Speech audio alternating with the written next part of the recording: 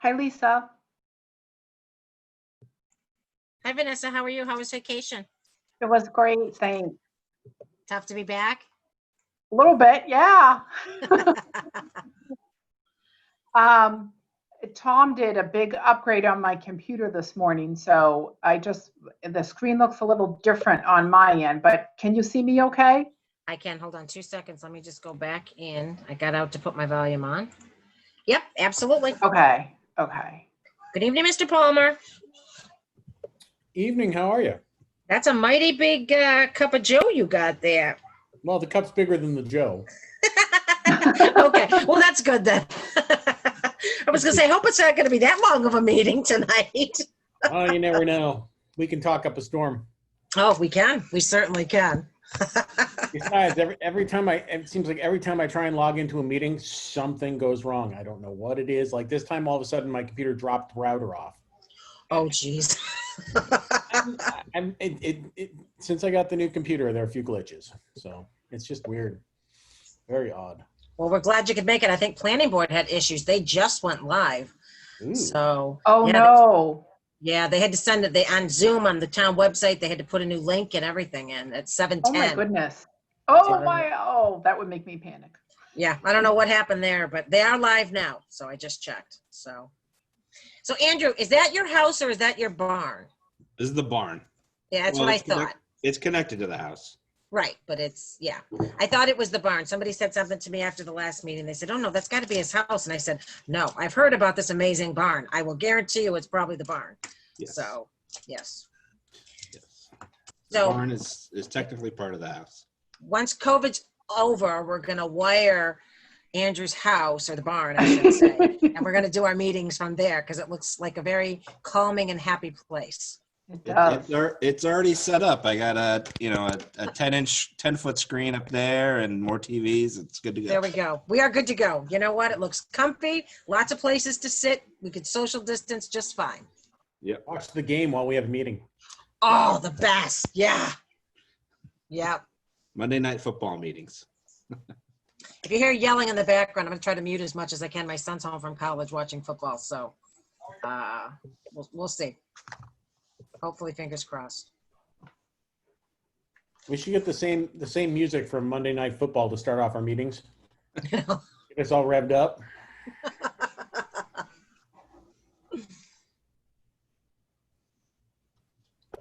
Well, at least we got done with the bee sting thing here at my house, so we are good now. Yeah. So, What was up with that? so I had said to my poor husband, just back from vacation, I said, hey, you know what? You need to cut this vine thing. It's crawling up the side of the house. He goes like in this tree, and there must have been like a yellow jacket's nest. He suddenly comes running out, and they are like all over him. He got stung so many times. So his eyes swelled up, and his hands and feet were tingling. I'm like, oh my God, take a Benadryl. Let's see if this works. So fingers crossed it did. It took a while. I wasn't sure if we were going to have to call the ambulance for him. So thankfully we didn't. So I think it was just he got bit so many times that That's Yeah. scary. it is scary because he's never had a reaction like that before. So, but he's like, my hands kind of tingle and my feet are kind of burning. I'm like, well, that's not normal. That's not a good thing. Not a good thing. So thankfully after 2 Benadryl, he's sleeping now. So he'll be good. Mm. So Vanessa, when did you get back from Nantucket? Saturday night. Saturday so- night. Okay. Yeah, the weather was really nice down there though, so hard to leave. Yeah. Well, we're supposed to get some nice weather this week, though, I think. I know. But much better temperatures. I know. I know. It was actually kind of cool. Mark and I sat outside for a while to go over a few things today, and it was a little cool out there, but I suppose it is mid-September. It is. It is. Not a bad thing, no. Not a bad thing. I don't know. So, Joe, what are you thinking about trick-or-treating for the kids? What are your thoughts on that? I'm not sure how to answer that, depending on what kind of answer you're looking for. Well, people are debating on it now, whether there should be trick-or-treating because of COVID or there shouldn't be, or, so I'm just curious, seeing as you have kids, so just kind of curious what your thoughts are.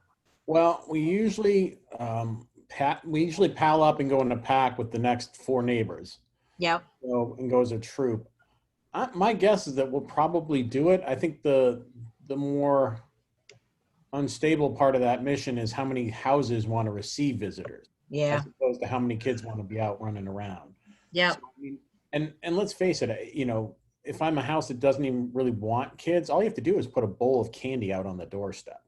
And that Yep. sort of solves the issue without, sort of ruining it for the kids. And since we're always out, we always leave a bowl outside. So Yep. I sort of hope that's the way it goes, and that, so the people that are out wanting to do it can do it, and the people that are in their houses can still feel safe, and Yep. yet the whole experience doesn't change so much that the kids all miss out, which is. I know.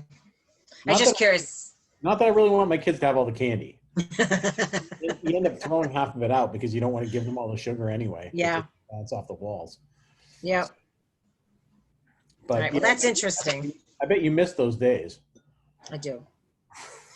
We used to actually, because there's not a whole lot of houses that trick-or-treat in our neighborhood. So just down the street from us, it's a big, like a U-shaped cul-de-sac, and it's probably got 50 or 60 houses. So we used to decorate the golf cart. I used to drive and sit in the golf cart, and I'd drop him off at each house, and he would go, and yeah. Yeah. So I do miss that, though. I do. Well, you can always keep it up. I can still just drive around decorated with the golf cart. You should actually. One of the neighbors here in Parkerville sets up every year with a different theme, and he'll have like a movie screen on the garage, and he'll have the mannequins out doing all sorts of stuff. And, Love it. and I don't, it's pretty obvious they haven't seen kids and their own kids in 15, Yep. 20. So it's kind of interesting, but it's really nice, and people stop, and we always go over, and so there's plenty of crowd. That's So, awesome. Yeah, I just don't know what he's going to do this year. They may decide not to. I know, it's so tough. So tough. It's hard when you want to put those up, but part of the experience is that you want to be with everybody. And I mean, they're older, so Yep. I don't know if they're going to set up not being able to be with the crowd. Yeah, I think it's going to be tough. I know some towns are calling it already, but I'm like, I don't know. Depending on how it's organized, you really don't have to. I mean, Exactly. obviously we live in a town where the population density is pretty light, so you're not likely, the likelihood of us even running into other kids, sort of just casually is actually fairly minimal. Yeah. And if everybody was traveling the same way, we never would. So Right. It's rather interesting. But yeah, there's plenty of room on the streets here. I mean, why not? I mean, put the candy outdoors, people can watch you through the windows if they like to watch the carnival, you know what I mean? Yep. So Yep. Good evening, Mr. Hark. How you doing? Good. How are you? Doing well. You guys are talking about Halloween? We are. I haven't even thought about that yet.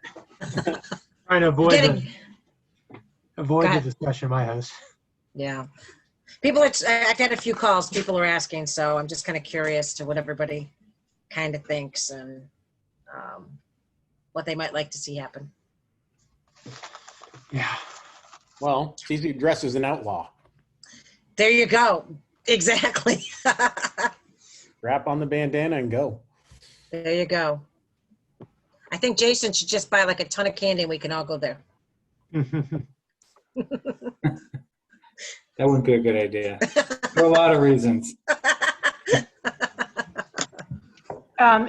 Jason, I am having a glitch with getting onto the YouTube channel, so I'm trying to reach Tom right now. Okay, I can hold up. I mean, we don't have full crew yet anyways, but I can hold Okay. off calling us to order for a few minutes Okay. if Do we you think we'll be able want to.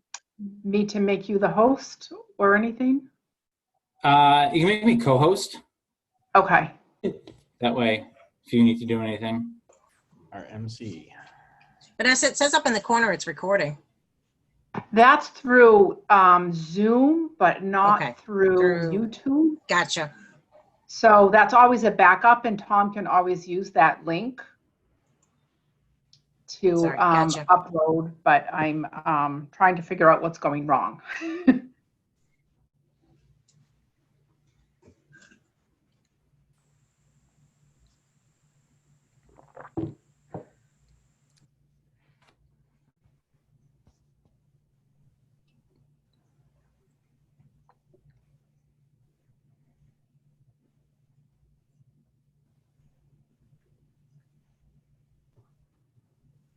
I'm just going to try and reach him on the phone.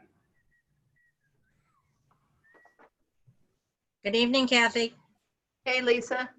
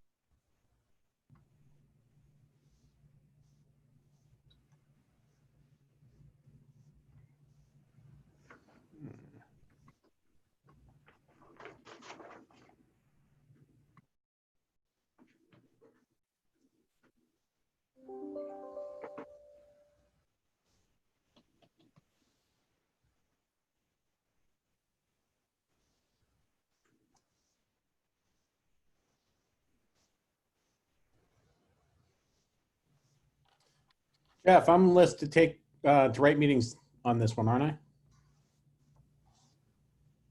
Yes, that's okay. Does that still work? Yeah, no, whatever you need.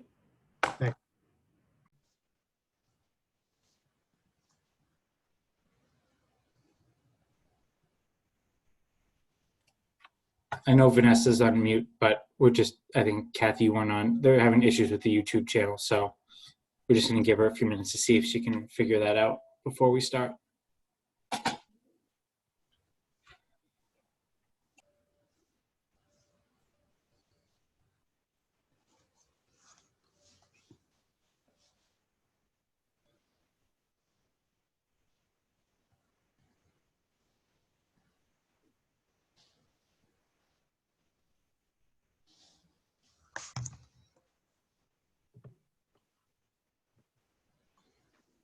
Jason, we're having a glitch with YouTube tonight, but Tom can take the link from Zoom and upload that through YouTube.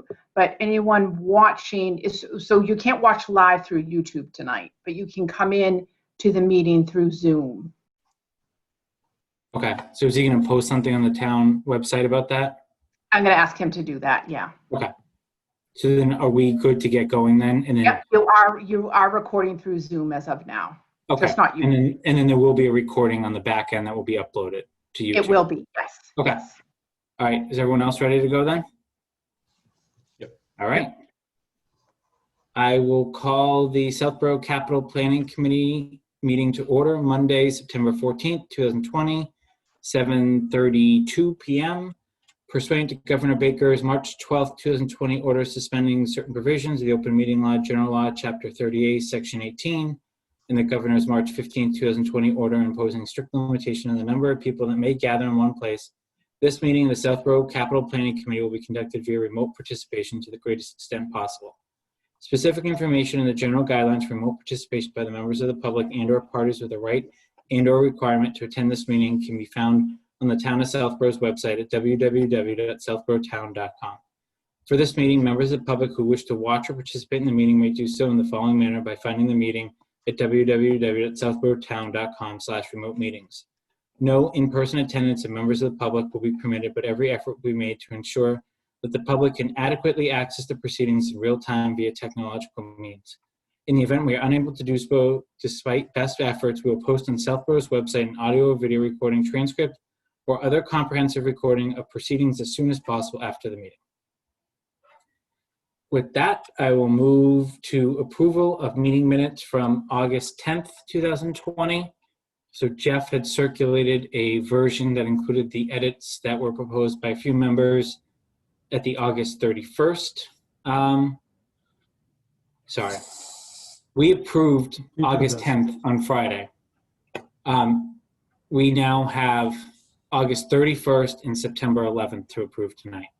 So Andrew had circulated these to the committee. Were there any questions or comments? Andrew, I just had one thing. It's pretty minor, but open for the committee for discussion, but just under approval meeting minutes, it says, therefore, the decision was made to postpone the approval of the minutes, make the edits offline, and bring updated minutes to the next meeting for approval. I just think it's important we note that only one person was delegated that task, so Jeff took the feedback just so that no one questions that there was multiple versions offline. So I would just say Mr. Hark make the edits offline. If the committee is okay with that, Sure. I'd prefer to word it that way. Any other questions, comments? So what, just take out you out of that? Or No. I would just add, Mr. where it says, was made to postpone the approval of the meeting minutes, and Mr. Hark will make the edits offline and bring updated minutes to the next meeting for approval. Okay. So I will move that we accept with that one item. Is there a second? Second. Second. Seconded by Jeff. Any further discussion? Roll call. Braccio. Aye. Cook. Aye. Hark. Aye. Palmer. Aye. Pfaff. Aye. And Malinowski, aye. Then going to September 11. These were circulated by Jeff and included in the packet. Just scrolling here. I had two items that I'll raise quickly. Mr. Purple can correct me if I'm wrong. I believe he was at the meeting. He's listed as absent. I don't know, Mark, if you remember. Were you there Friday morning? Yes, I was there Friday morning. All right, Okay. I apologize. I'll fix that.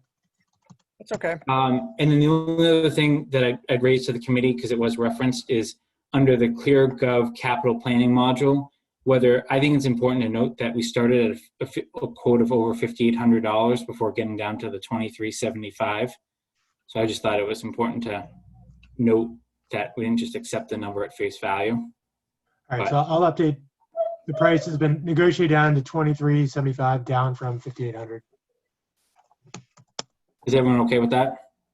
Yes. Are there any other comments? Yes, under the section for the appraisal, South Union, it's a 4 cents down. We should call him appraiser and not assessor. The next time down, you do call him an appraiser, but on that one you say assessor.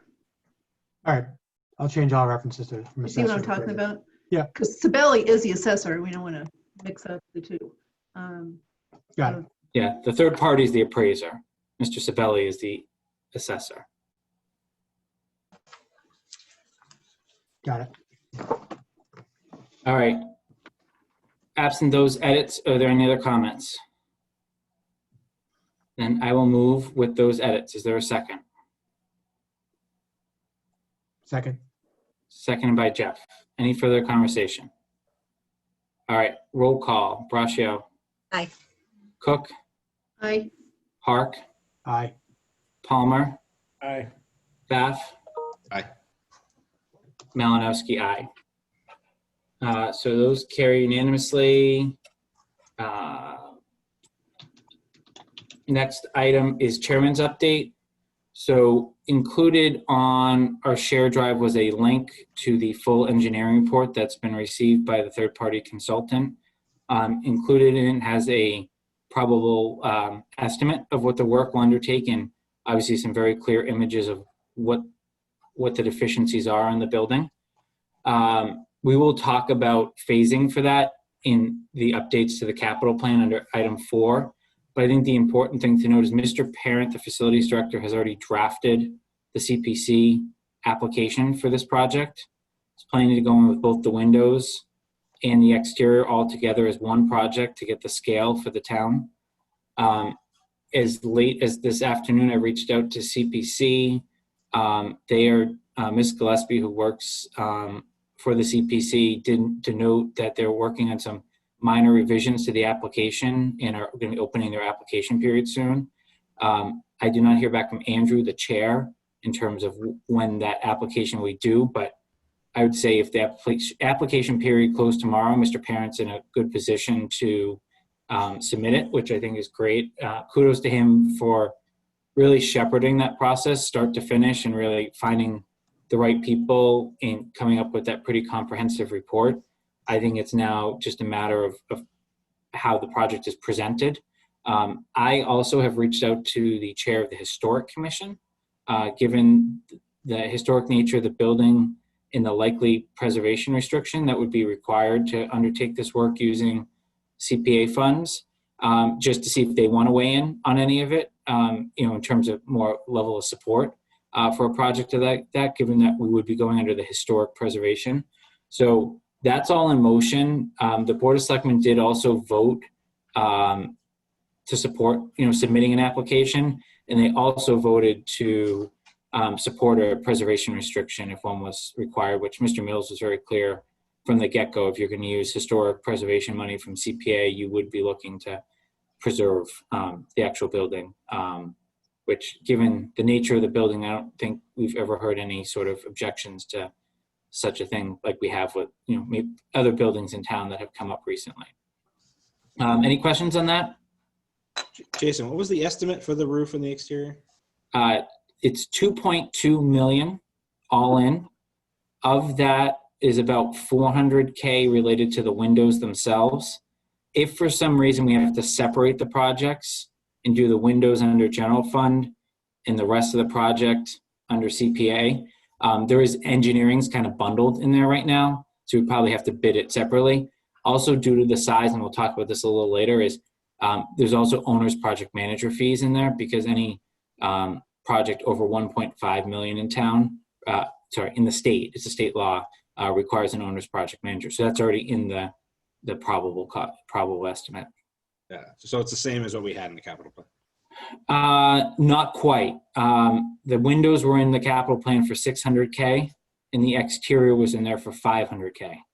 So it's significantly more, but no one had ever actually done work. The 500 on the exterior was literally Mr. Parent putting his finger in air and guessing based on what he saw, but it's more now what we couldn't see that you can tell. And I think I'll forward the application once Mr. Parent makes whatever edits he was going to make, just so everyone can see it.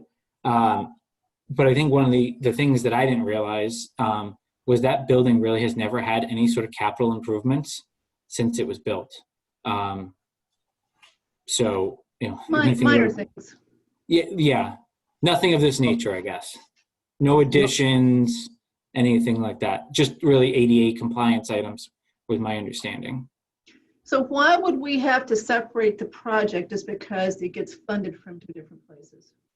The only reason we would have to separate it is if the CPC does not agree that the windows are historic preservation.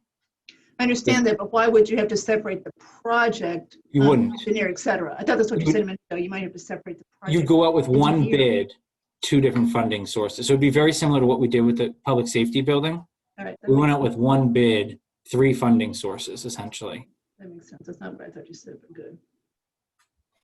Anything else on that? Yeah, I do have a question. Sorry, Jeff. Go ahead, Jeff. I didn't see any type of delineation here in terms of cost to remove the asbestos. Do you know, I don't know the answer to this, but is that potentially covered by insurance or some other type of funds? I don't know the answer to that. Okay, I'll ask John to circulate something on that. okay. Does the asbestos have anything to do with the heating or HVAC? Do you know? I think it's around the windows. Windows. Yeah. The windows, I think, have been at least up for consideration in the last 5 fiscal years. And At least. I know we're quickly the first thing that have been pushed off when we've run into other budgetary issues. So the asbestos removal is part of the cost, correct? At least based on what they see, yes. This is kind of your all-in of, I mean, as we all know from public bidding, right? Sometimes the bids come back way higher than what the consultant has told us. Sometimes they come back way lower. So we're not going to know a final number until we go to bid, but I know CPC usually puts up to a 30% contingency on a lot of their projects. Obviously, that would be a discussion they would have given the magnitude of this one. Oh, that probably leads into one of my questions, which was, is the 15% contingency on here fairly standard for this? You know? The advice we got when we were building the public safety building, which again was new, was 10%, but we were told somewhere between 15 and 20% if we had actually renovated the old police and fire station, which had similar issues, asbestos, something underneath the old high school was buried under the fire station. So similar sort of environmental issues. Yeah. My other question was, does anybody know, I mean, there's a listing in here at the bottom for about 250,000 in engineering expenses.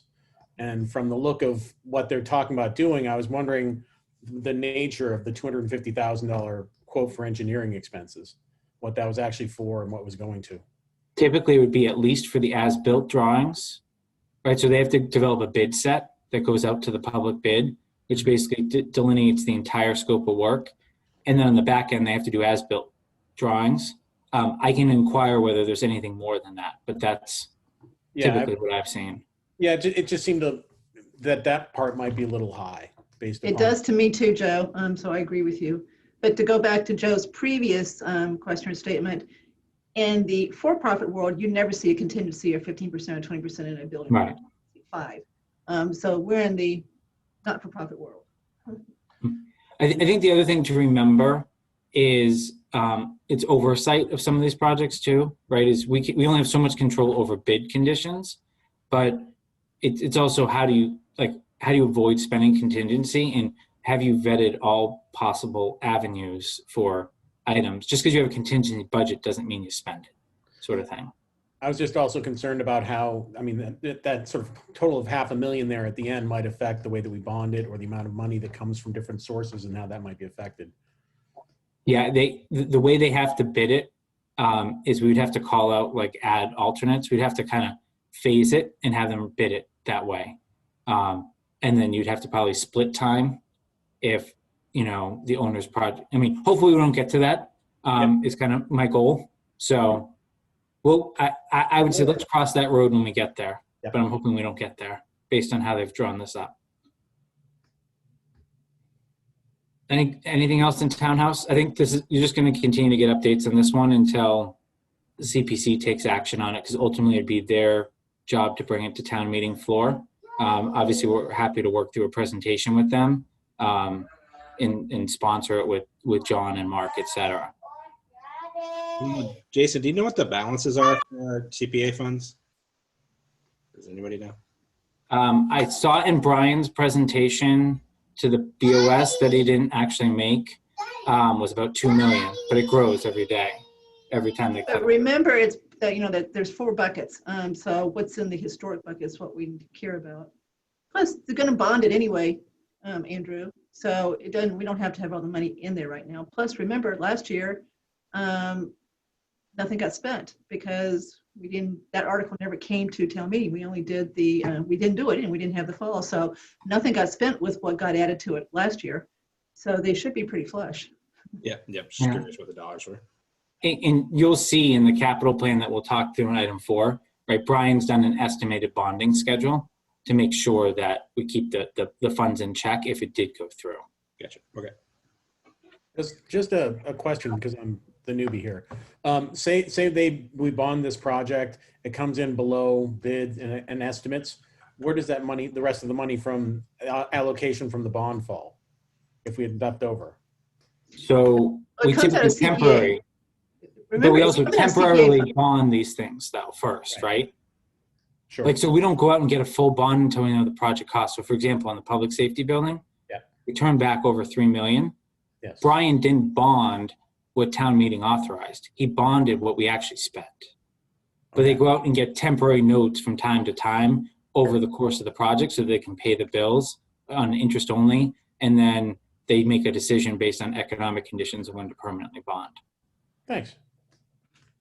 Brian, anything you want to add on that? I think it's a good question, Joe. No, good question, and you're accurate. It's helpful to actually have experience in saving some money, right? All right, so let's go to BOS meeting 8/18 of 20. We've had 2 meetings since then, but as you know, there was a broad capital plan update that I gave to the BOS during that meeting.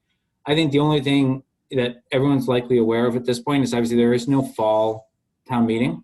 So the next action will be the spring 2021 town meeting. And we already had a pretty full house capital-wise for the spring. But we obviously have 3 items that are going to be carried over now that we had at least proposed be considered. So that'll be something we'll work through, and we'll talk through the timing of when we want to kind of land on our final capital for FY22. But the general consensus we made with BOS is that capital should hopefully be locked and loaded in terms of a final plan that most people can vet both BOS and advisory and vote on, late fall here. So that then we know what the number is moving into kind of review of operational budgets, as opposed to, I think in the past we've done it together.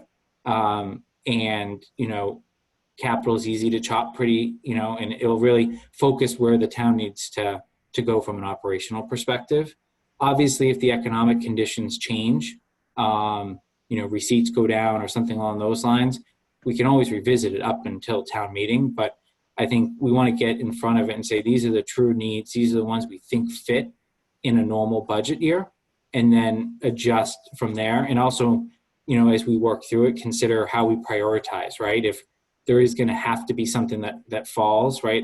Where do some of these items fall based on ability to bond, total cost, and overall need?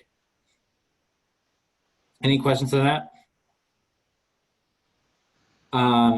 Item 3C, South Union, the appraisal proposal was signed on Friday by Mark.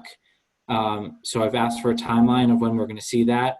I'll have to work with BOS of how they want to handle that once the data is received, because then I think that will start going into strategy and decision making of how the town wants to proceed there. So I'll keep everyone updated as data becomes available, but probably won't hear a lot on that for a couple weeks at least. The other thing just to highlight is I feel like I've now made the rounds to all pertinent committees. So I participated in Youth Commission meeting, Recreation, SHOPSI, about this topic, given that they're either the main users or have a potential use of that building.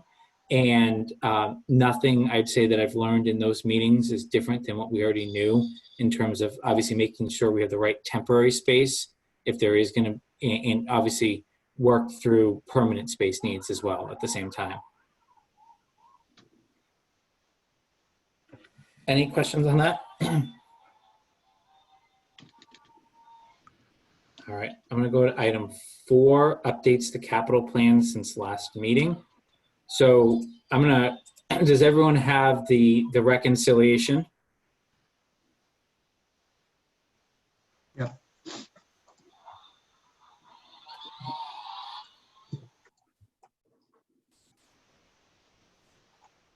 Can anyone hear my background noise, or are you good? I have one defiant child that won't go to bed. That's all right. I'll let those that know my kids guess which one it is. So I'm just going to go down the list. And if anyone, I'll explain why the change came about. And then we will go from there. Obviously, pause me. So I'm going to start with line 96, DPW new office floor coverings. So this was one, last meeting, everyone kind of said they wanted to hear more about it from Karen, both this and the recoat roof. I went to Karen on this one. Both her and John said there's no need to replace the floor coverings this year. There's not an immediate need. So I pushed it off a year, and I think we can continue to revisit this on a yearly basis. On the roof, they actually had a roof inspector come out, look at the roof. The inspector believes that it could last as long as 5 years. So I've pushed it 2 years, which is when they will next have it inspected.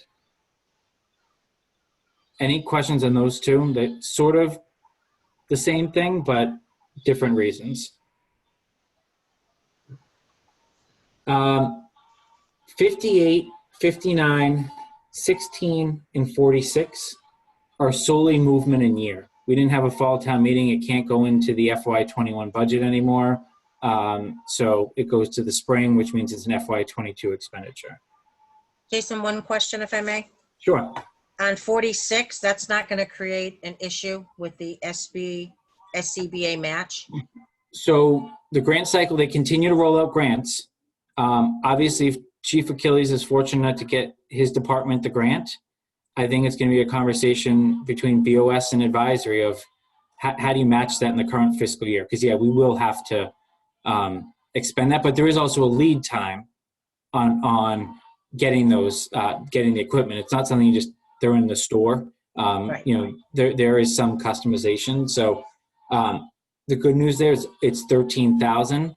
So Okay. between operational budgets and reserve fund, I think we'll figure out a path forward depending upon the collective views. Okay, thank you. I hope we have that problem, to be honest. All right, so I'm gonna go to Recreation 9/11 Field. And this is gonna be a little bit of an education. And Kathy, I'm sure you will fill us in because you probably have a lot of history here from how at least advisory viewed this in the past. At least in the capital plan we've been looking at, it kind of showed 9/11, the bond payments on that field being funded through some sort of rec or 9/11 revolving fund.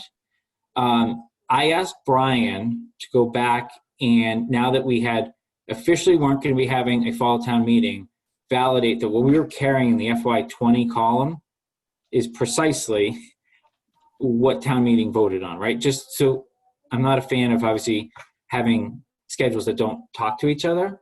And as he did that, he pointed me out to something that I wasn't aware of, and I'm sure it'll probably be news to everyone else, is the bond was for 15 years, but the ability to repay it through recreations, either revolving fund, but it's really just recreations 9/11 fund. There's an actual separate enterprise fund on it.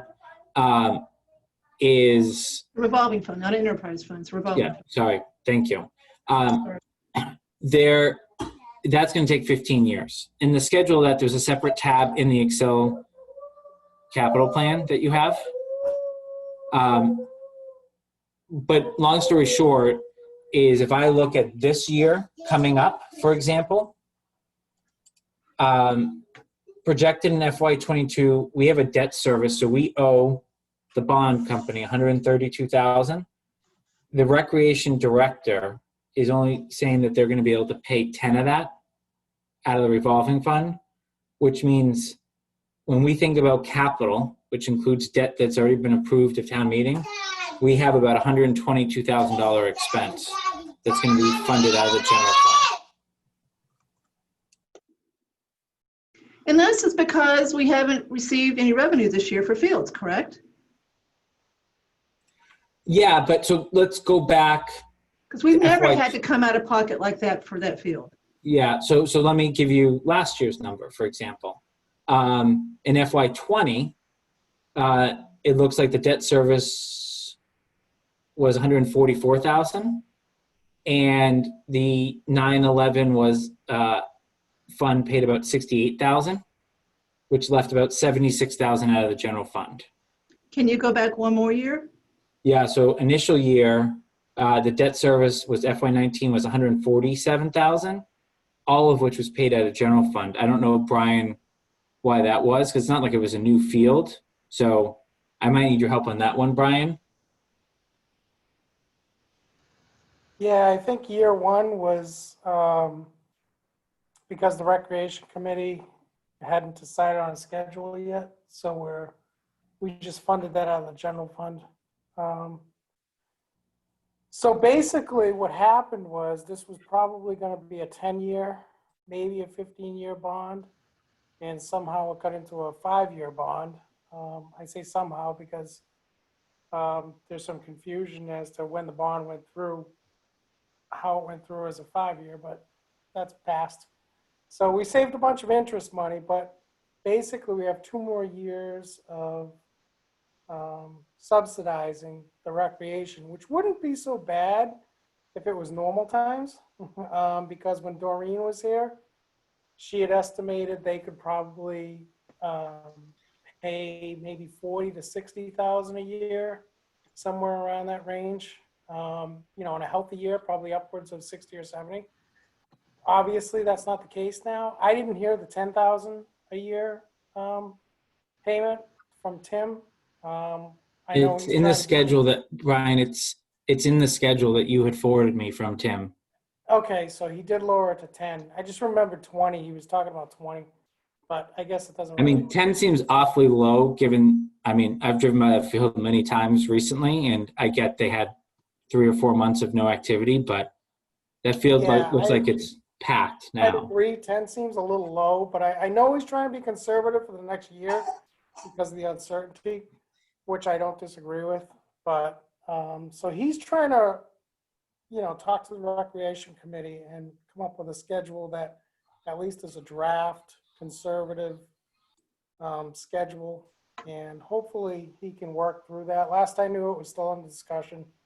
The good news is that, you know, I'd like to see glass half full, is that we are going to benefit at the outside of the scale, because we're going to be getting a general fund offset when there's no debt payment. So, you know. Say that again, Brian, one more time.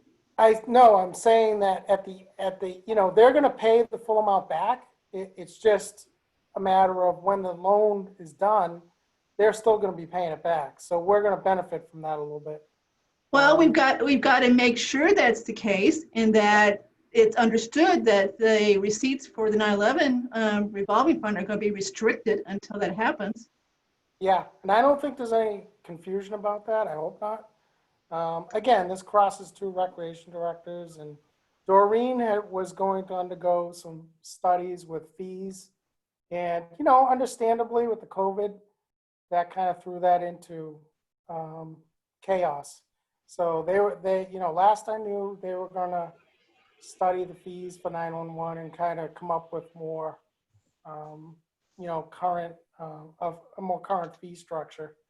I don't think that ever happened. And so, you know, I guess my point is there's still discussion to be had on that, but Jason's right. It's going to be funded, you know, subsidized through the general fund for the next, actually it's only 2 more years, to be honest. And then, you know, we'll see.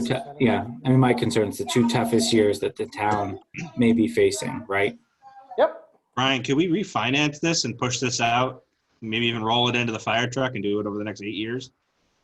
No, so the refinancing, Jason asked me about this a few weeks ago, and legally there's restrictions on it from the IRS, from the federal government, that there has to be several things met. In other words, you have to have a certain savings that comes due that allows you to refinance. The other thing is you have to have a call provision in your bonds to do it. Usually it's a 10-year call provision. That's just standard. So this is a 5-year bond. There's only 2 more years left. It's just not legally possible at this point. Jason, if I may, Go ahead, Lisa. I am a little concerned only because town meeting was specifically asked, this isn't going to hit the tax rate, that this is all going to be, paid through the revolving fund. And now we're 3 years in, and essentially it is coming out of the tax rate. And I understand through the tail end of this, it'll all catch up with itself and make its way back. But I worry it was a little disingenuous to the taxpayers at town meeting when the question was specifically asked. Not only that, I guess I just don't remember correctly, but I remember being at the Board of Selectmen meeting where Jim Haggerty was there, Doreen was there, and this has got to be 2 years ago, where he was making sure that the money did get moved out of the revolving fund to pay the debt service. So saying that the first year it came out of the general fund doesn't sound right to me, although I know Brian keeps his I think records. 2 But years, it doesn't Kathy, sound have come right. out already. I think 2 years have already come out if you look at Yes. the schedule. Yeah. Okay, so maybe I remember that in the very first year it didn't, and then 2 came after it. Okay. So I'm not sure there's a lot this committee can do about it, but I think when I look at capital, I think it's the sum of what we're approving this year, but it's also the sum of what town meeting has already approved, right? So if town meeting has approved a lot of articles and we have a high debt service, it impacts our ability to fund out of the general fund in a given year, because you can only have so much money on capital without sacrificing operations. So Well, I that's guess- why it's relevant, because we've got to understand the debt service before we can understand what we can spend on new capital. Not that we are going to change this at all, but we do need to Yeah. understand what our committed debt service is. And I think there's nothing that specifically the capital planning committee can do. But what I would say is, given that our work touches on so many other committees, is I personally would love to see someone look at the fees, right, and just make sure we're actually charging market. Obviously, it's not something we can request as capital planning, but obviously, Lisa from a BOS seat, there's, That.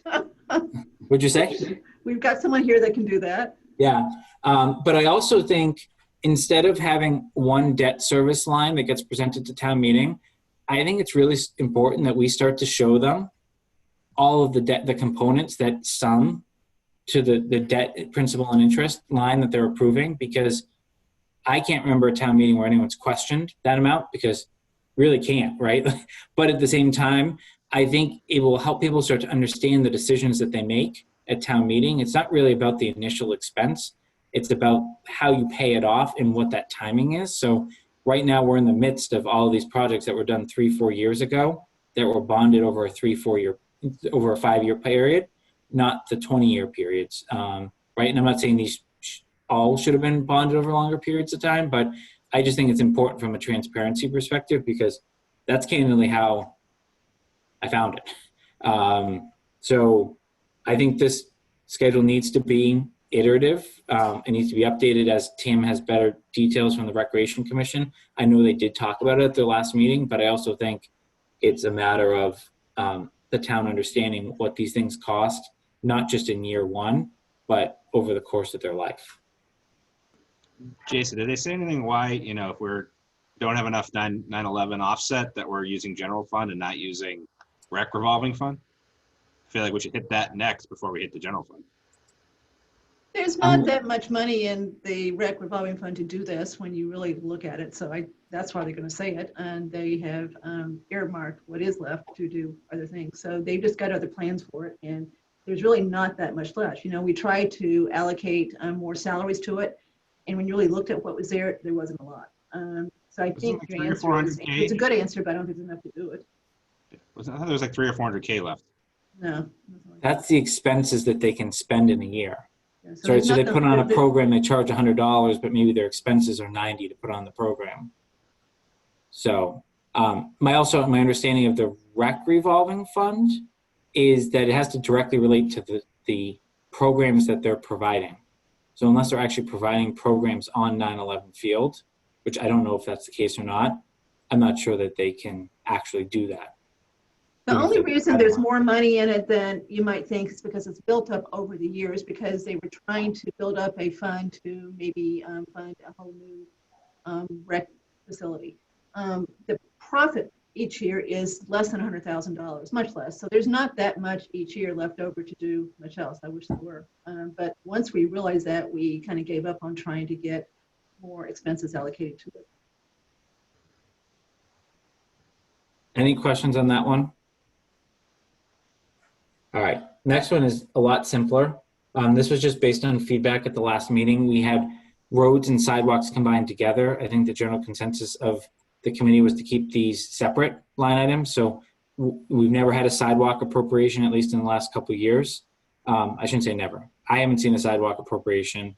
So now that's one of the things coming forward this year. And then there's obviously the traditional road maintenance. So all I did was just separate those. Those amounts can be adjusted as the years go on and we see what needs are needed in town. Any questions on that?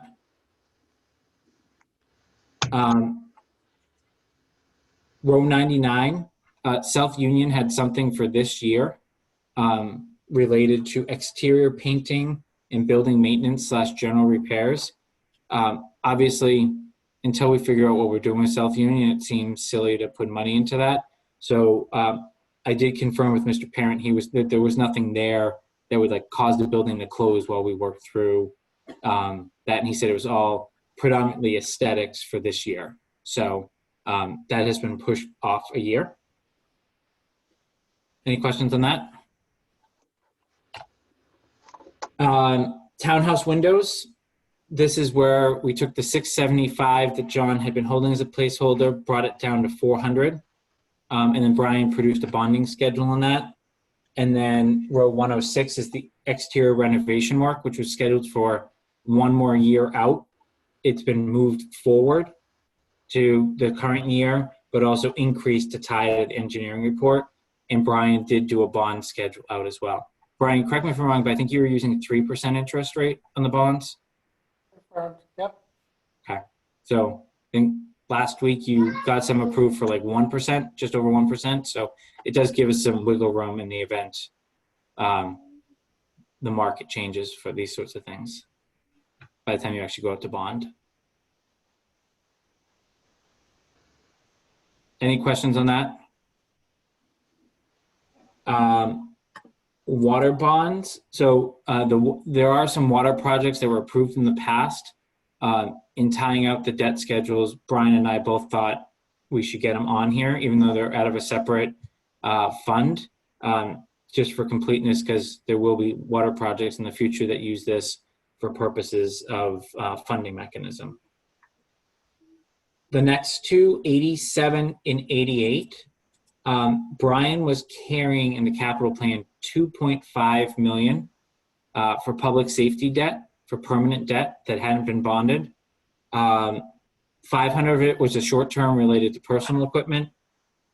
2 million of it was actual building itself. Based on where the numbers came in, he only bonded 275 for personal property and 1725 for the actual building itself. So this closes out all debt. So we now have permanent debt on the entire building.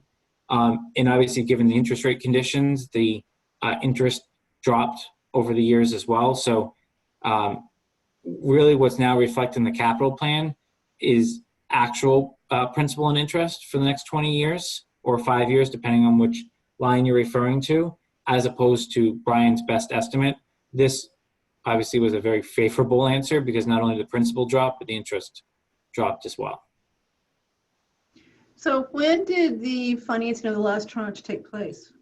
Last week. Okay, and was that in the budget for fiscal year 21, Brian? No. So it's going to have a So negative we'll impact have on the to- budget, right? It's going to have a slight negative impact, but based on the valuations and the new growth, I think we'll be able to cover it. At least that's what it sounds like so far. Well, the valuations are skewed toward the residential side, so that's going to hurt us too. So I'm not sure we're not going to end up with a much bigger year-over-year increase than what we had predicted, but we can talk about that later. Brian, do you know what the delta is? Because I know you had a temporary note for at least 50,000 in the budget. So if I add the sum of what the new numbers are, Jason, are you talking about this year or next year? This year, fiscal year 21. FY21. Yeah, fiscal year 21, it's gonna be about, it's under 50,000, it's probably 40,000, something like that. That's So- the so general you- fund. You had, at least in the old capital plan, 49,863 for a temporary note this year. So Yep, I'm And not that's sure gonna be that we're, gone, but there's gonna be another 30 to 40,000 in a interest payment in March. so you're saying we're going to pay so I guess in the numbers that you provided us, you're estimating 30,000 of principal and interest in FY21 on these permanent bonds. Are you saying we've also already incurred 50,000 Yeah, in that sounds about interest? right. Yep, Okay, so your delta, Kathy, is for the 30,000. interest on a temporary bond, yeah. Okay, so everybody agree our delta is what Right. Jason said, $30,000, right? Yep. Okay.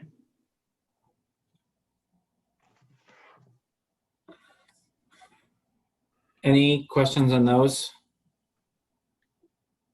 For next year, it's a lot better, I guess is probably how I should have put it.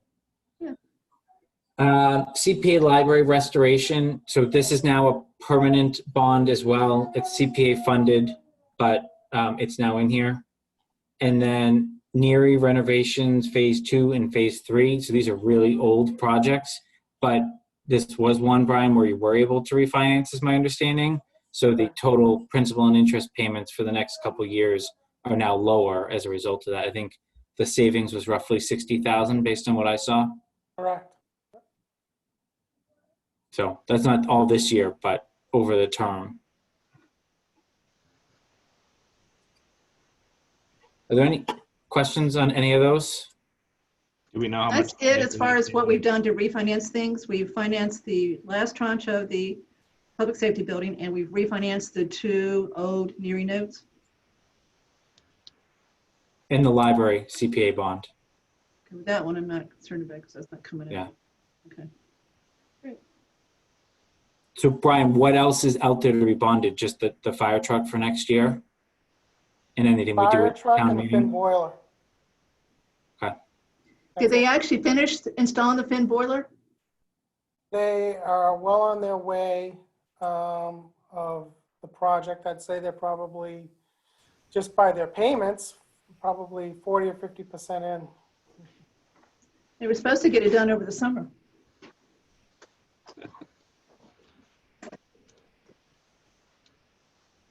No comment. All right.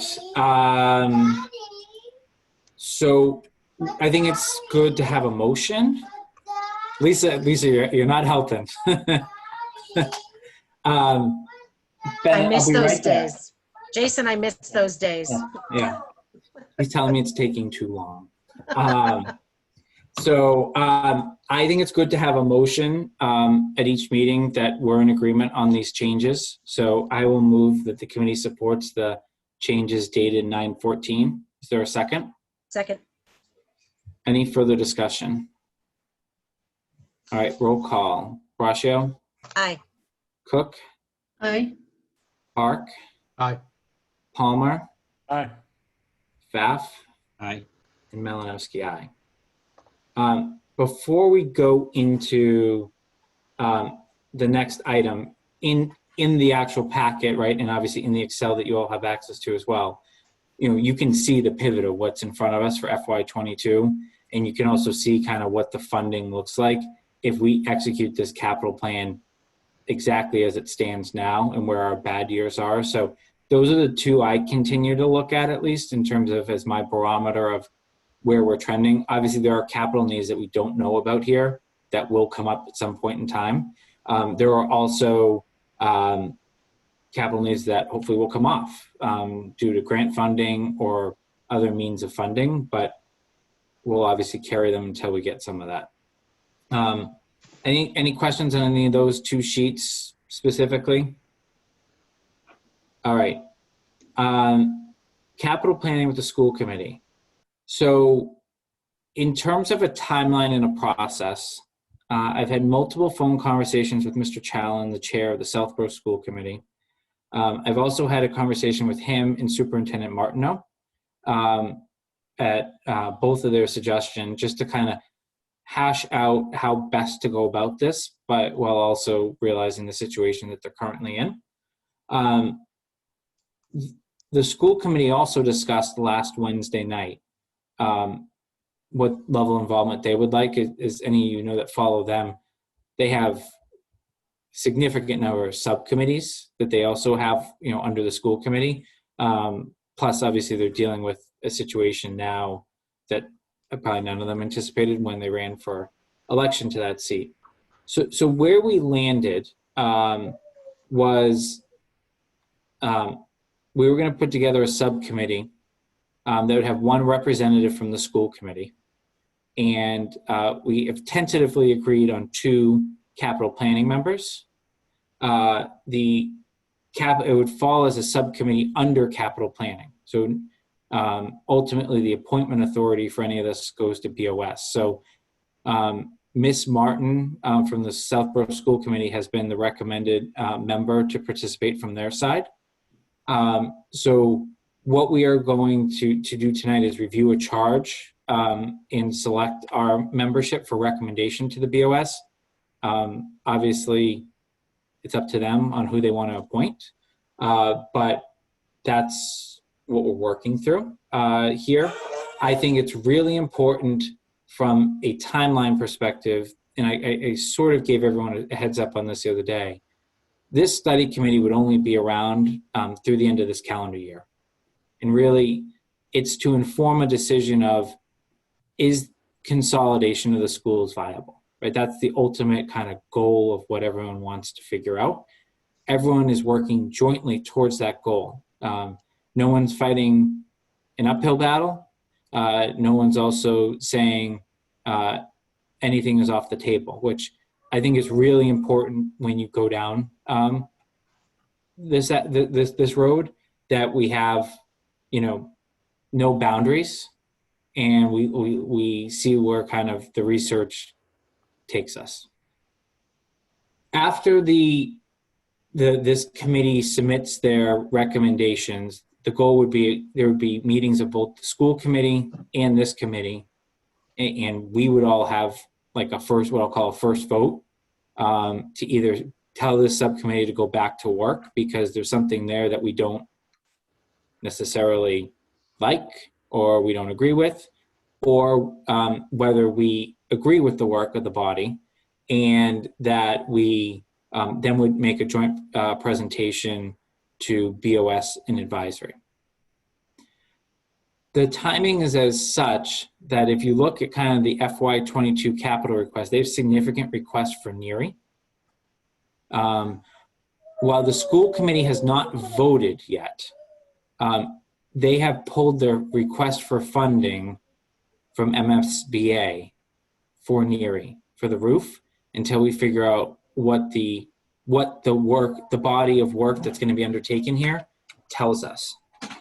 So if we came to a situation where we did have some sort of consolidation, we all know there's still going to be work to be done at NERI. So what does that body of work look like, and what does the future hold for that building?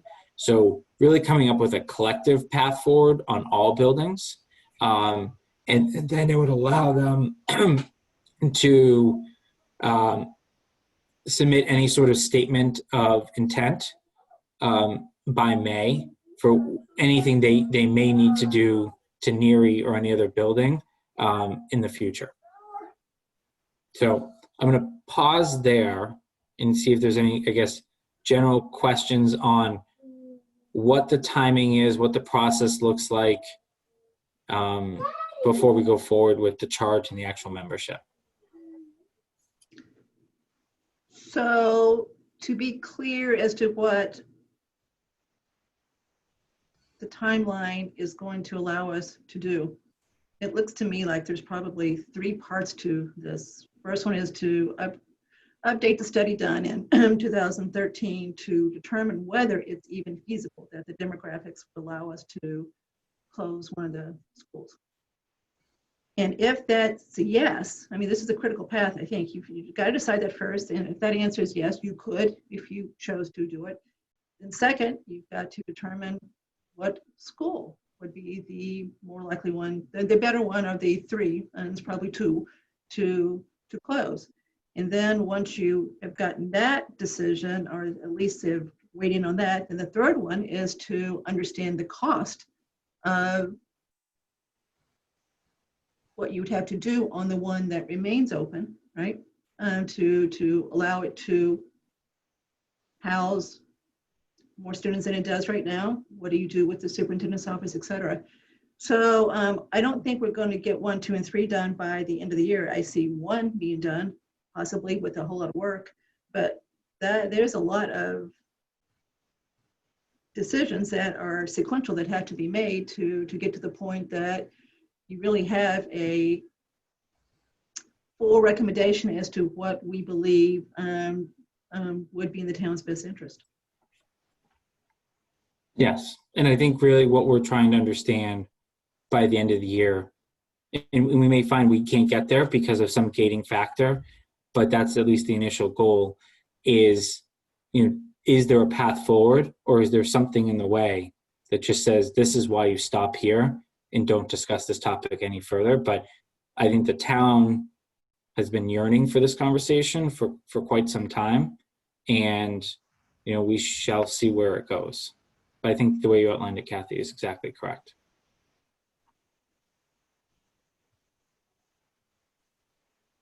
Any other questions on timeline and process?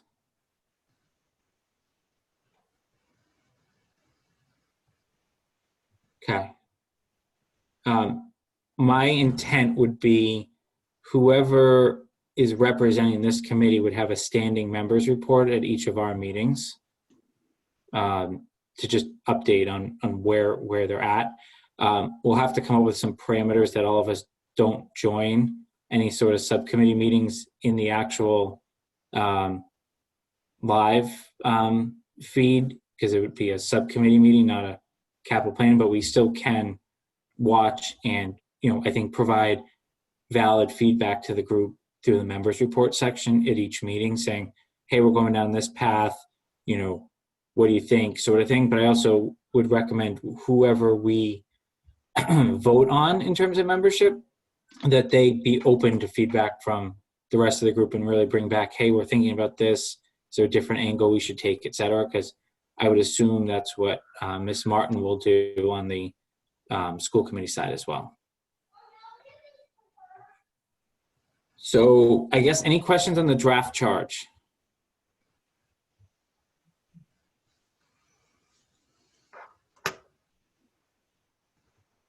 All right. Seeing a lot of heads shake no. I guess I'll move that we approve the draft charge for submission to the Board of Selectmen for further consideration. There a second? Second. Seconded by Andrew. Is there any further discussion? All right, roll call. Braccio? Aye. Cook? Aye. Hark? Aye. Palmer? Aye. Pfaff? Aye. And Malinowski is aye. I should have also stated before we did that, but Mr. Challen, as the chair of the Southborough School Committee, had already looked at it as well and weighed in that he thought it was appropriate and didn't bind our hands in any way in terms of the future. All right, so now we have to talk about who we actually want to sit on the subcommittee. Obviously, this is a recommendation only. Our vote, is only that. And Board of Selectmen will have appointment authority. My understanding is it will be on the 9/22 agenda unless for some reason they meet before then for an unforeseen situation. So I don't know, any thoughts, anyone, any views of how we proceed here? I'll go first, I guess. So there are 3 advisory members that make up the committee. So I think based on ratios, there's probably going to be at least 1 advisory member. There's a school committee member, And I'd be curious to see if Joe or Jeff had an interest in serving on this. I mean, I think it's if they don't, I'll say this. If I would always prefer that someone else have an opportunity to do something, but if they don't have an interest in doing it, not that I have such a surplus of time, I think it would be a good balance to have an advisory, a board of selectmen, and a school committee member on the discussion. But I won't even suggest that. If Mr. Palmer or Mr. Hark have a interest in doing this, I would be happy to support that. Can I make an alternative suggestion? And Sure. I'm totally just thinking about this for the first time. There really are three, I think, discrete phases of this. I don't know that the same people have to be involved all the way through. The people that I think need to be involved in that first phase, because it's very analytical.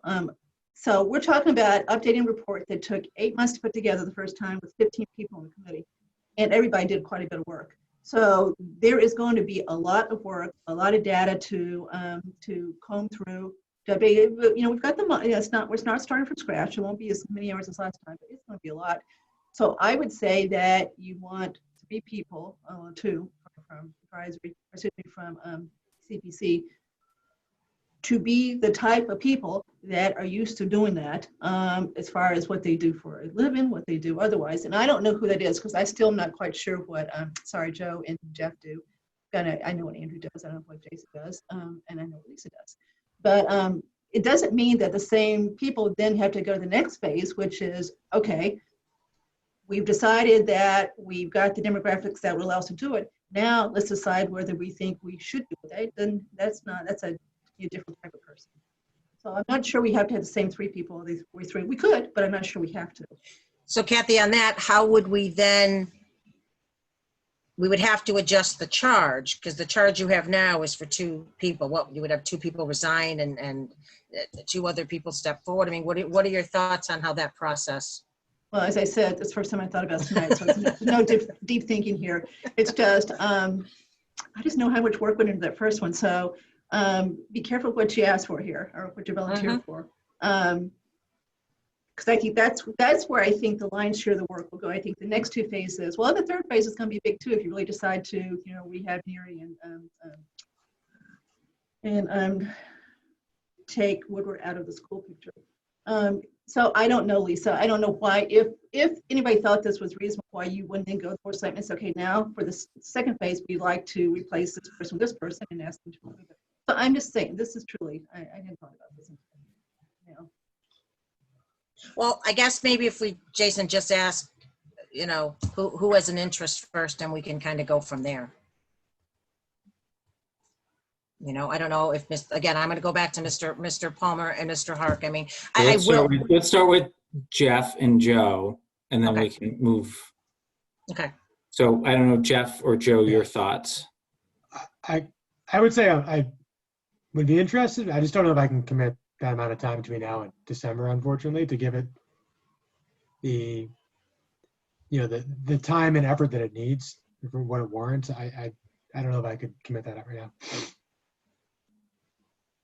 I'm listening to the conversation, and the first thought that's running through my mind is that it would seem that in the very confined space of time that there is here, that somebody with the most knowledge to plow through the material fastest would make the most sense to get through the first stage or 2. I mean, the whole process is going to be predicated on demographics for the most part to begin with. So understanding not just what happened in the past, but really present and future demographics are going to determine whether we're going to be able to go, sort of step 2, in the next couple of steps beyond that. I mean, the whole process may end up getting sort of cut off halfway through, and that's not a problem. That's less work, but not having if you get beyond that first step with the demographics, having an in-depth understanding of the way that this is all, how the schools became, and the process of building up the school system will be incredibly important in how you're going to manage the transition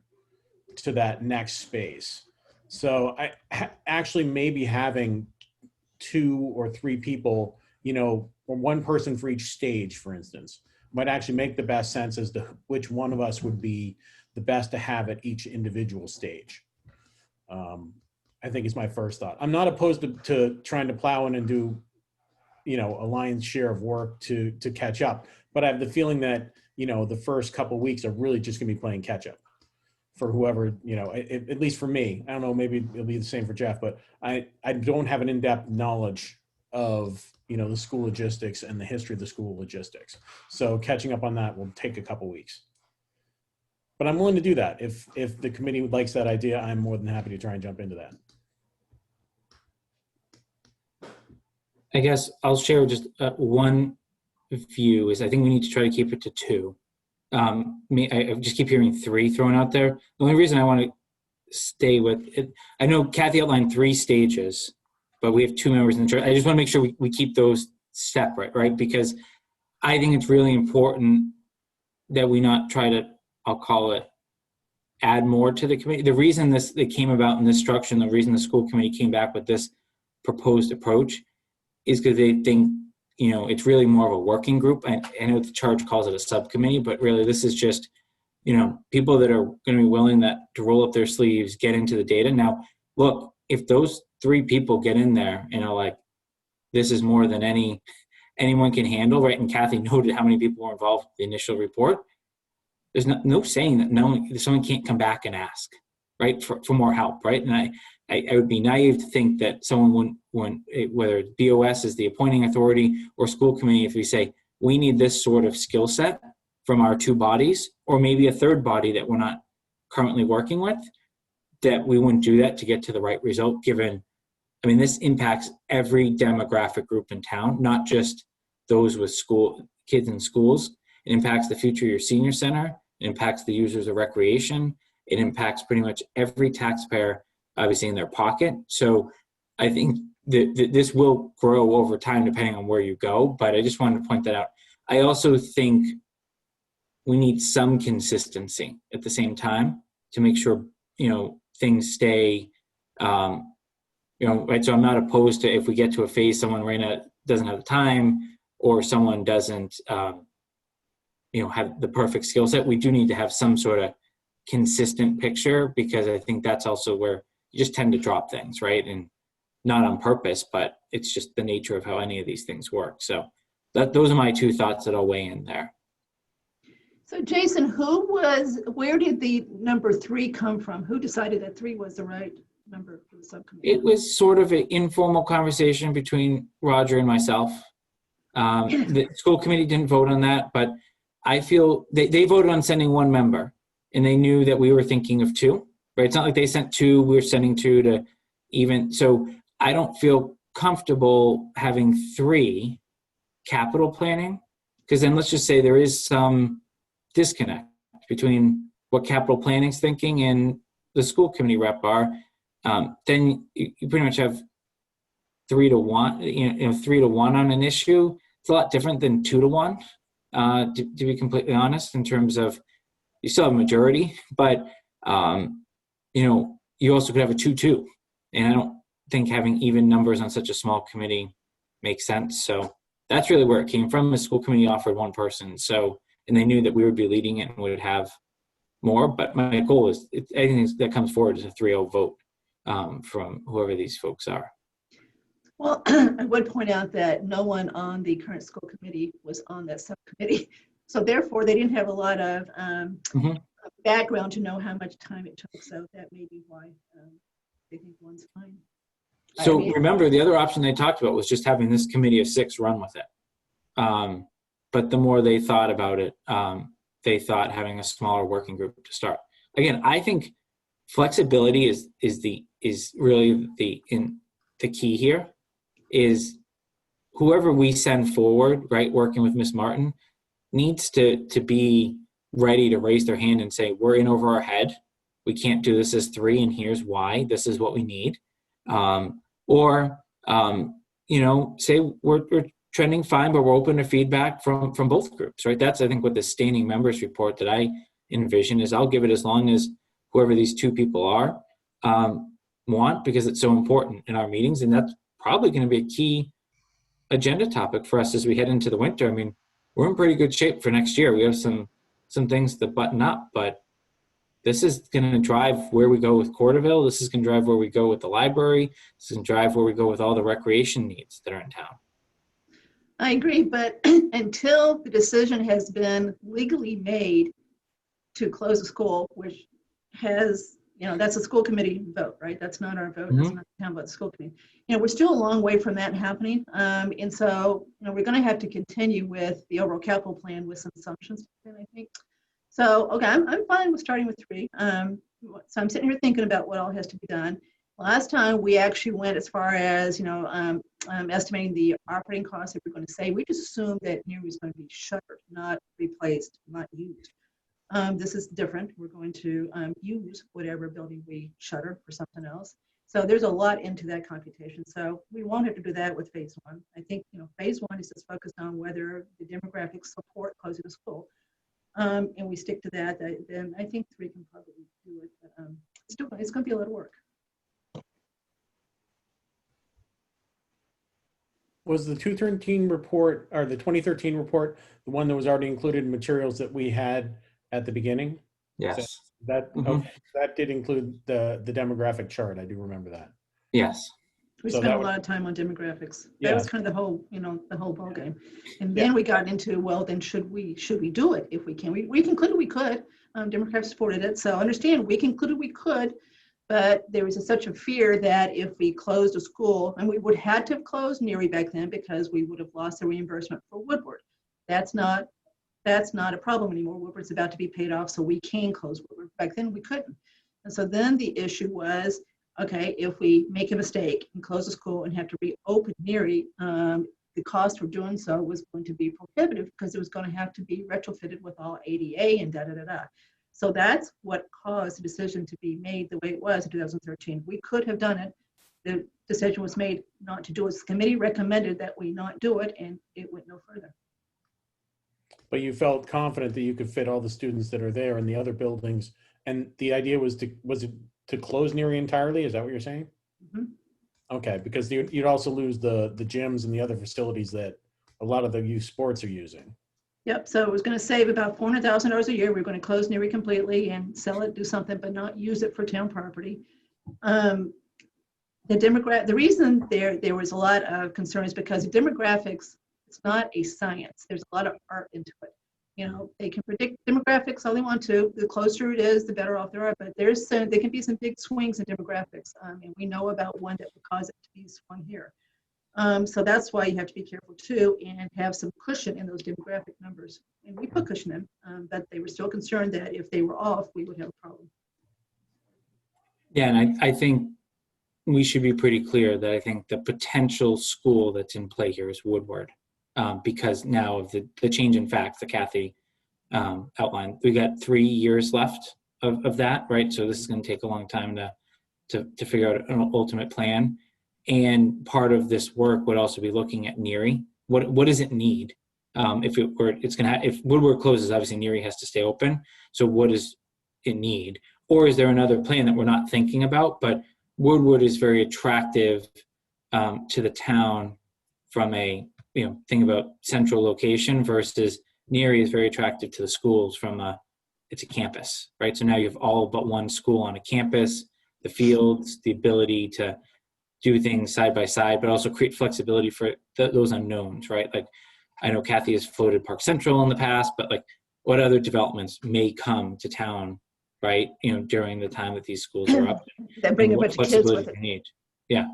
So Jason, but I don't think we should be careful. We should not be biased toward one building or the other. We should look at them both and weigh the pros and cons of either one so that we've shown the town we've done it. So someone else come in and say, well, you went into this thinking you were going to close Neary. Or just close. Yeah. And after listening to the past couple of years, especially rec, losing, especially they were going to think about putting the AstroTurf over at Woodward now because the Neary neighborhood objected to lights and the AstroTurf. So either school represents a very significant asset to rec because rec desperately wants the gyms and the fields from both of them. So it'll be in talking about even releasing a school, we're going to have some difficulty in terms of facilities for a rec in the town. But we can include some other rec options if we need to. Sure. Yeah, I'm- can't I'm- we, Andrew? they Andrew's don't going to- want to see the Andrew's table. And of course, there's nothing that's more emotional in this town, which I know Lisa would be within, talking about the schools. So it's not necessarily always an objective determination. You can give people science and statistics all you want to, and does it still mean that's the way they're going to vote?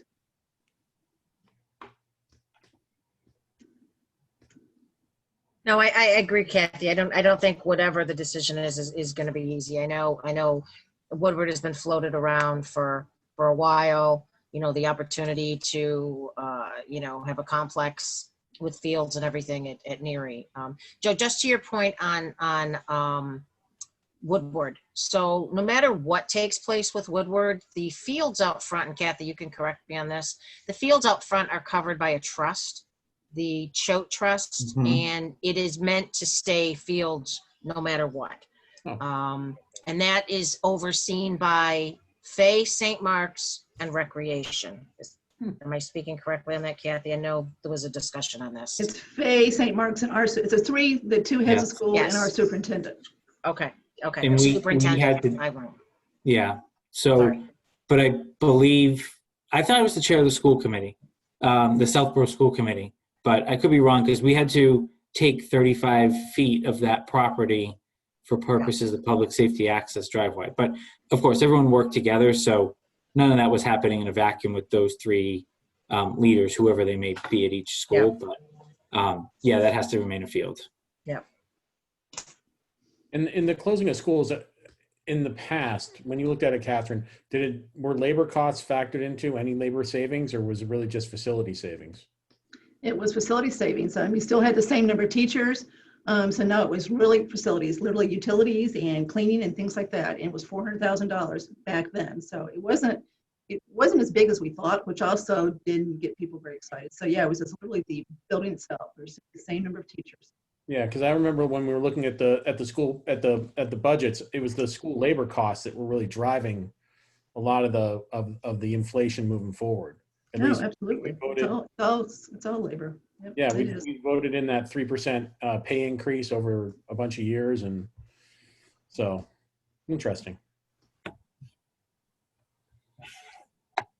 So I guess with all that being said, we still need to find two people who the committee would most support to carry this forward.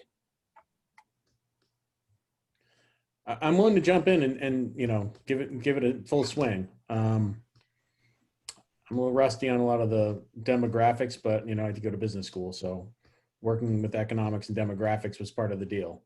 You end up digging through the census a lot and doing a lot of comparisons and charts and graphs, but Yeah, I mean, I've been listening, Jason, to both sides of this, and I'm kind of torn between. We got a lot going on with this committee and advisory going into the budget, but I think I do like Lisa's idea of having somebody from advisory. And if you're the chair of this committee and Kathy's the chair of advisory, in the analytical side, I can handle it. The only other question is I'm not sure whether or not it's a benefit or a hindrance. I don't have any kids. I did attend both Woodward, Neary, and Finn as a student many years ago, but I don't have any kids in the school or any kids, so I don't know if that helps with that demographic question or is a hindrance, but just something to throw out there. Okay. All right. Well, all right. So, all right. I think Jason should be one of the people that serves on it. I think he has the background from the public safety building. I think he's done a great job as chair. I think he can delve in if he has the time and if he's willing to do it. I'd like one of the two people to be Jason. So I make a motion that one of the people that we recommend to the Board of Selectmen for the Capital Planning Committee School Research Subcommittee be Jason Malinowski. Or a second. I'll Second. second. So I guess I should probably respond to that. Before we vote, can I just, as far as comment goes, I'm fine if Jason's one of the two, but I don't think we should preclude Andrew from being the second just because he's advisory too. So I don't want to preclude Andrew because Jason's there. And And I will say this, I would prefer to be on this because I think I can help with what I did before. I've got a whole lot of information that I still got from before too. But Now, Kathy, you're the only one on either advisor in this committee or in selectmen that was on the committee before, right? Yep. Okay, so I think that's another. But I also don't want to sit here and act like Susie know-it-all either. I think Susie Know-it-all helps a lot. Thanks. Yeah. All right, can we do Jason first? Then I think we're on a path here, so. Well, as long as you will let two advisory ones do it. So that's what I'm trying to get you to agree to. I'm smiling. My only reservation in having two advisory members is I think it's an important decision, and it's an important decision to step forward and to not have a member to be able to come back and update the board. I mean, Jason can come back, he can update advisory, he can update the capital committee, but having a board member that then has to take secondhand information back, though I can watch the meetings. So I wouldn't be adverse, Kathy, to Jason and or yourself, put it that way. I think if Mr. Palmer's fine with that, I mean, I always want to extend the invitation to somebody new that may not have done it before as well. So that was, if Mr. Palmer's fine with starting this way, we can, we look at things if we want down the road, but I would. Experience is expediency. And Okay, so The other one, Lisa, is, as a BOS member, if you want to amend the charge to include a BOS member and maybe not have 3 people from this committee yourself, but maybe Sam or Marty or somebody else from BOS wanted to be on. I mean, I know Jason didn't want 3 and 1, but maybe 2, 1 and 1. I don't know. I think the board will be okay. I do. I can't speak for them, obviously, but when this discussion comes before the Board of Selectmen at the next meeting, I can let them know how comfortable I am with the decision that was made here tonight. And I wholeheartedly support it. And I think that will carry some level of weight. Well, I hope so anyway. Okay, so Jason, I guess back to you to finish you first. And then I think we already have a second motion ready to go. So I guess, well, I have a lot of things going on. I think this is, I think one of the most important things that will guide the work of this committee. So that would be what would drive me to put, I guess, the extra time into it. But I only want to do it if the committee is comfortable with me helping to lead the effort and guide us down the right path. But I hope that you have found, at least through our meetings since April, that I try to bring back everything I learn. Obviously, there's surprises every meeting, I feel like, right? But, try and open everyone up to everything I'm seeing, what you're seeing, and trying to, I think that's what's going to make this successful. And at least my initial interactions with Mr. Challen and Mr. Martineau have been incredibly positive. And I think tone does set a lot of our path forward. I haven't spoken with Ms. Martin yet because I was waiting to see where the committee goes. Kind of wondering what's happening with Lisa. Somebody hit the wrong light switch, obviously. It's payback for laughing at me for the first hour, right? I know. Okay, so we've had a second. So I didn't hear an official second, so I just want. I think okay. Joe did. Yep. Okay. All right. So we have any other discussion on that motion? All right. So we have to do a roll call. Braccio. Aye. Cook. Aye. Hark. Aye. Palmer. Aye. Bath. Aye. And Malinowski abstain. So can I make a second motion? Go ahead.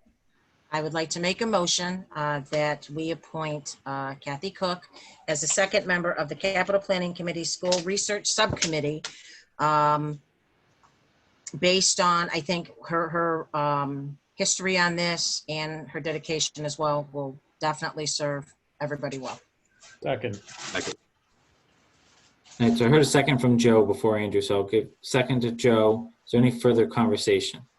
So just to be clear, Joe, are you okay with this? I'm 100% on board. Andrew? Mm-hmm. Okay, so it doesn't mean that we can't replace me for sure with phase 2, phase 3, but this one I think kind of makes sense. Well, I think I'm in play on that too, Kathy, right? It'll speed this process along. Agreed. Is there any further discussion? All right. Braccio, Aye. Cook, Abstain. Hark, Aye. Palmer, Aye. Pfaff, Aye. and Malinowski, aye. All right.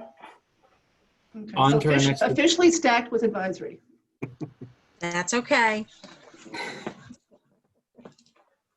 On to item 6, recommendations and next steps coming out of transfer station presentation. I know some of us had questions, some of us were reflecting during Robert, can you come? at the end of Mr. Butler's presentation. Here's how I was planning to take this conversation, but I'm open to feedback before we go down either rabbit hole. I think there was a specific element of Mr. Butler's presentation that specifically dealt with the capital needs. And I guess in his opinion, the lack thereof of them in terms of investing in the transfer station for a 31-year payback or whatever his quoted amount. I think the committee should discuss that specifically. And if we're ready, vote on that, because as a reminder, there still is nothing in the capital plan for the transfer station. So that was going to be part 1 of the conversation. Then part 2 was going to be, how do we dispose of the series of other items that he had in that presentation that, in my view, are clearly beyond the scope of our committee.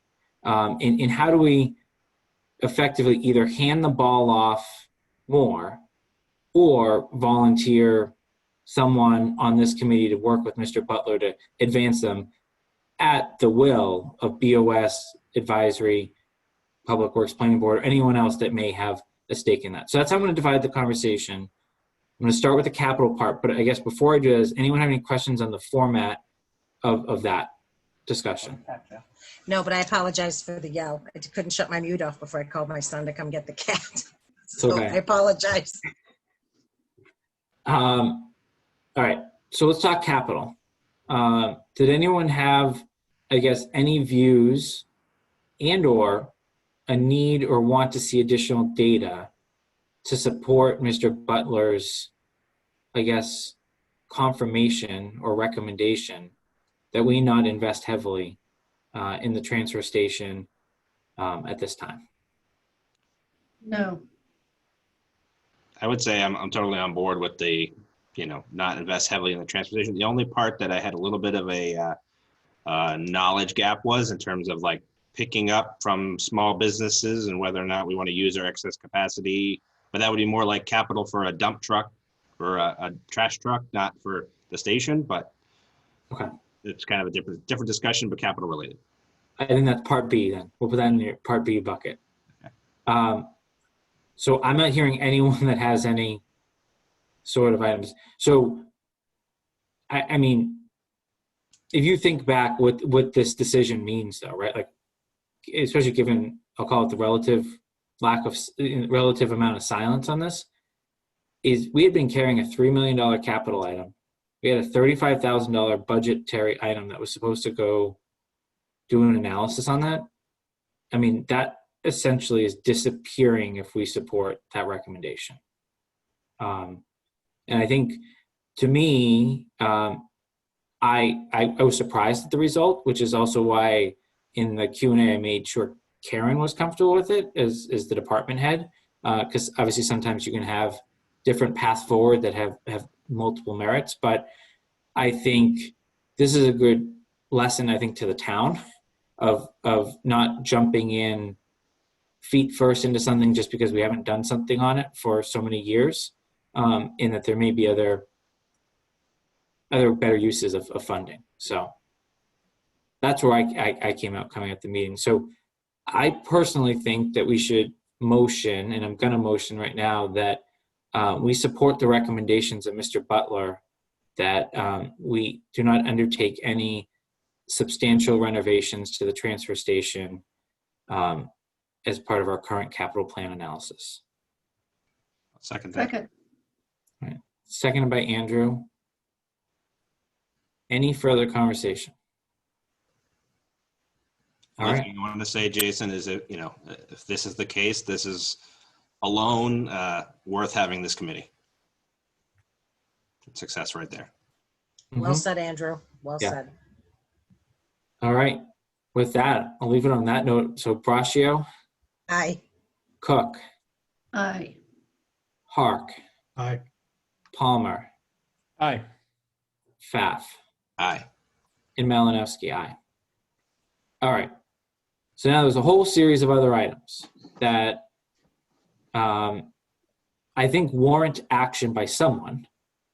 But in just reading our charge and not being someone that I like to stay in my swim lane, so to say, and I don't like to get out unless someone asks me to get out of my swim lane. So what I wanted to kind of get the temperature of this committee is I know Mr. Butler is making a condensed presentation next week to BOS. And I thought, And to advisory on the 23rd. perfect.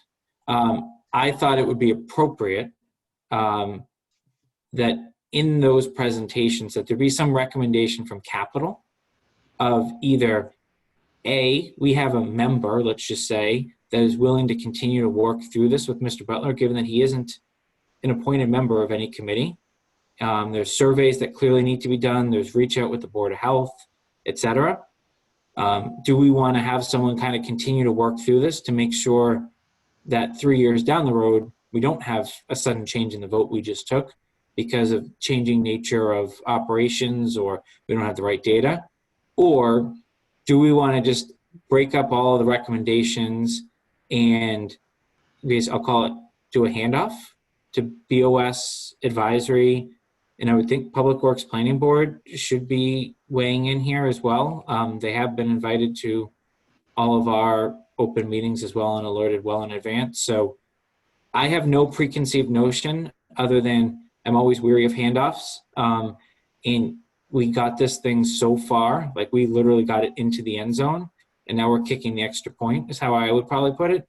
And I know when I think back to Selectwoman Faniff, you know, she was yearning for this analysis for many years. I remember every year in budget season, she would ask and there was kind of a, oh, it's still fine sort of thing. We're not gonna look at other options. I just think we would be neglecting our duties if we just kind of said, we're done because it's outside of our charge. So I'm fine referring it off to whoever it be. I just want to make sure the handoff is crisp. I don't have a view one way or another what we should do. But I just feel the need to tee it up and figure out where we want to go. I like the idea, Jason, of having someone from this committee, preferably not me, not my swim lane either. So, you know, be involved in this. I mean, it was very eye-opening. You know, it's certainly not where I expected it to go either. So I would support having someone other than myself be involved in this. And I'll take the opposite case for this. So that's one case. I think that we should do the graceful handoff. I don't think that the other issues that were raised are in our bailiwick. For example, whether the fee should be in the tax base or not, that's clearly not in our bailiwick. All the issues with recycling, the issue whether we want to try to expand, you know, increase our sales. I just don't see how that fits into our charge. But I do think someone should look at them, so I don't want them dropped. I think we should put together a very clear list and make sure advisory is going to take up a couple of these. So I can tell you that right now. And just make sure that we have delineated everything else that's in there that seem to be beyond our bailiwick. So at least I'm like you, I want it done. I just don't think I don't think this committee should be the one that does it. So can I throw something out there? And Andrew, I don't want to put you on the spot, but you threw out an interest in the small business picking up, right? But I guess, do you have an interest in this particular topic in general, or is it not? Not really in general. If I was going to do a deep dive, I'd probably do a deep dive on recreation. Okay. But I mean, I think to Kathy's point, I think we can go through the list of these things, preferably before BOS meets with Mr. Butler or the meeting after, especially things like, does the Board of Health now want to regulate trash pickup? That should be something we say, we suggest that the Board of Selectmen, move forward with that and have a list of that and that they can review while it's still fresh in their mind to kind of move that forward. But I think, some things will go to advisory, some things should go to Public Works Planning Board. I think we could have something on our agenda every, couple months where we review these things, and maybe we select one person to just kind of stay on top of it and, present at that meeting, updates from the different areas on how they're working on those kind of action items. But I think it's more of an action item with a responsible. I'm not sure how many of those items would sit in this committee versus others, but I think keeping an eye on it is certainly warranted because we're so vested in it. Okay. I'll scratch my idea then based on that response. I think you know where I was going probably, but. Well, he could do it to advisory. That's what I was going to ask you, Kathy, right? Is if Andrew had an interest in it, I was going to say, would you be willing to put something on your agenda to have advisory vote on a member to move it forward? Because then BOS would likely be responsive as well to, hey, we want to see the feedback of that and where we can, right? Because ultimately they decide, right, in their discussions of whether to put it in the tax rate or not, right? And then ultimately that's what ends up in town meeting floor, right? Which both committees vote on. So I was just trying to find a way to have a common link back to this group, because it doesn't sound like we want to let go fully, but it seems like we don't really have anyone unless Joe or Jeff say otherwise that really wants to kind of further analyze this. Or we could do a joint thing with advisory, and I think EDC might be the best one for that, because you really need to survey the businesses to see if they would be interested, how much they're paying, what kind of the business case is to do something. Be careful, you're talking yourself into a role here. I know, I always do. And it's not like this committee doesn't have a lot we've already bid off, is my other point. So we've got to be realistic about what we can do. Yes. Yeah, but I could see this more, Kathy, as like a revenue generating project for advisory. So All right, I've changed my mind. You sold me. I've changed my mind. So is this a good summary? I will send Mr. Healy a note with a copy to the board saying that we will come back after our next meeting with a summary of things that we think need to be delegated to someone. Kathy, I will copy you as chair of advisory so that you can figure out whether you want advisory looking at the same items or different items, et cetera. And then I think BOS, obviously, I think probably all the members have watched Mr. Butler's presentation to us at this point, would be my guess. But the question really becomes, are they ready to act on the 22nd and advisory on the 23rd, or do they want to digest and come back to the open items now that they have additional perspective? I mean, I'm happy to call a meeting before the 22nd and 23rd, but I'm also. I think after you digest it would probably be best, probably the meeting afterwards, but. Yeah. Okay. So everyone's supportive of that, is that this group will come up a list of items.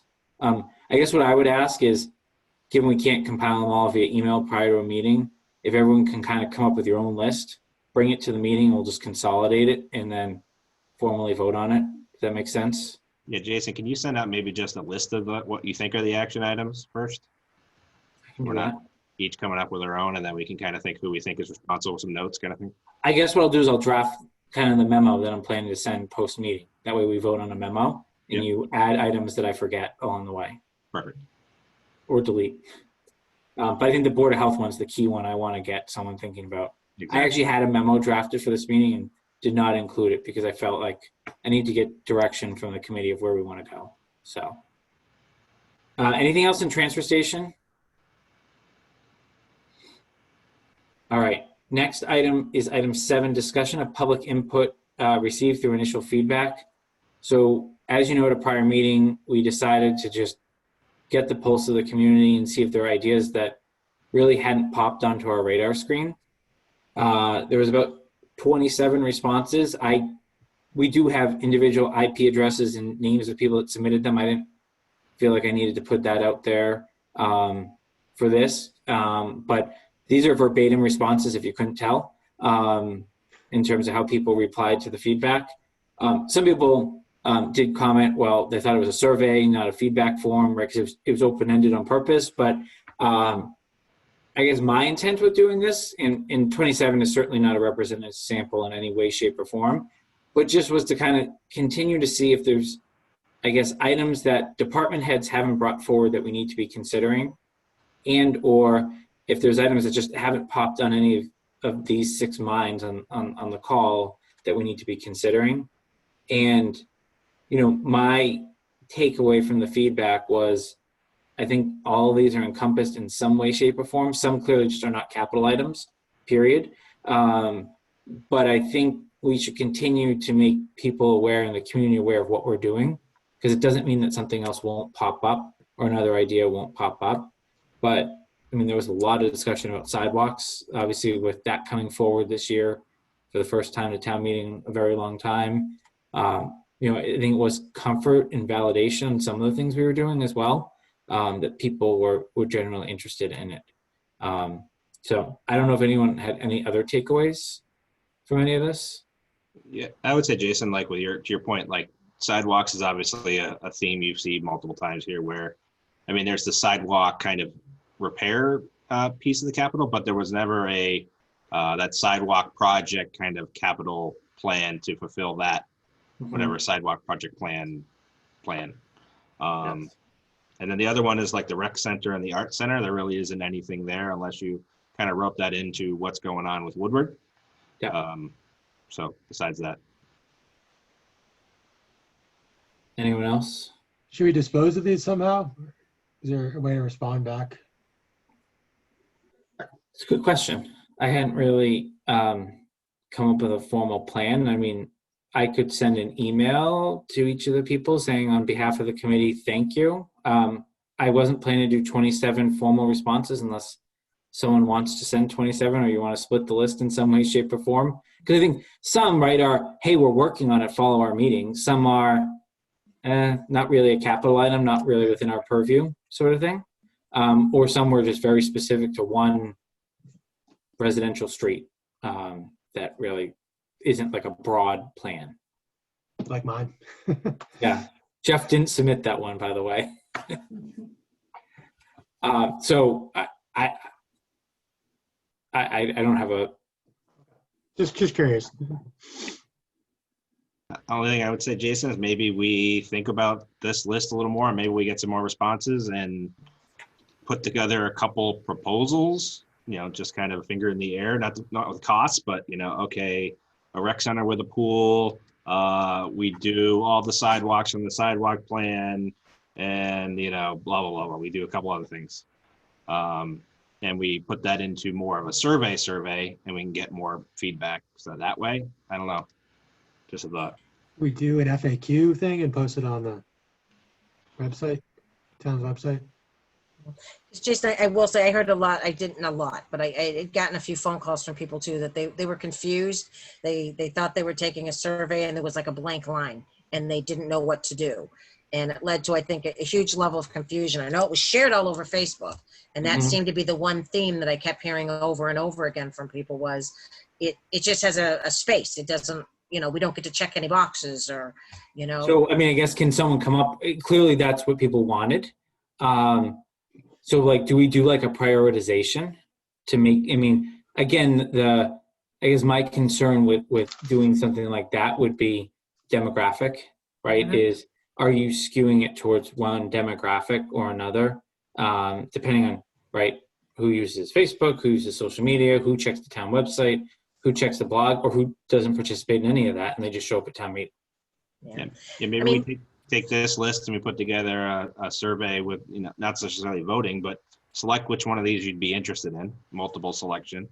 And we can even, you know, do printouts and bring them to the, you know, community centers, or I don't know, senior center can mail them out. I don't know, to some of the other areas, but basically check a box if you're interested in a pool, sidewalks on some of these streets, yada, yada, yada, more downtown businesses, and then just kind of use it like that.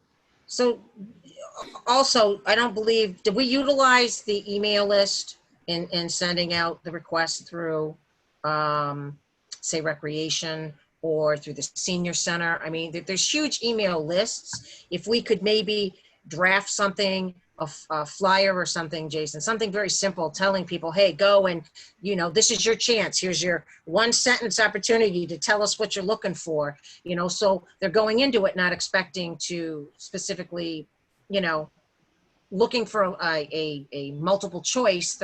You're just telling them, you know, Yeah. what's the 2 things you're looking for here? Go into the feedback form and fill this out. And I'd be curious to see if we got an increase from the 27, if we utilized all the different, you know, maybe even through the schools, or, because again, the schools play into this as well. So I just think we didn't, Yeah. maybe we didn't utilize every opportunity that we had. In my understanding, it was distributed to the listservs, but I'm not on any of them, I to be didn't get honest it with on- you. I got it from none.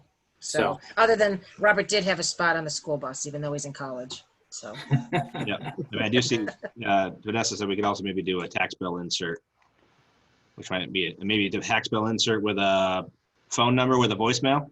I don't know if we could set up a phone number. yeah. I mean, I'd be happy to work on something, just, again, just a general flyer that, you know, and work on getting it to where I think we could get reach from.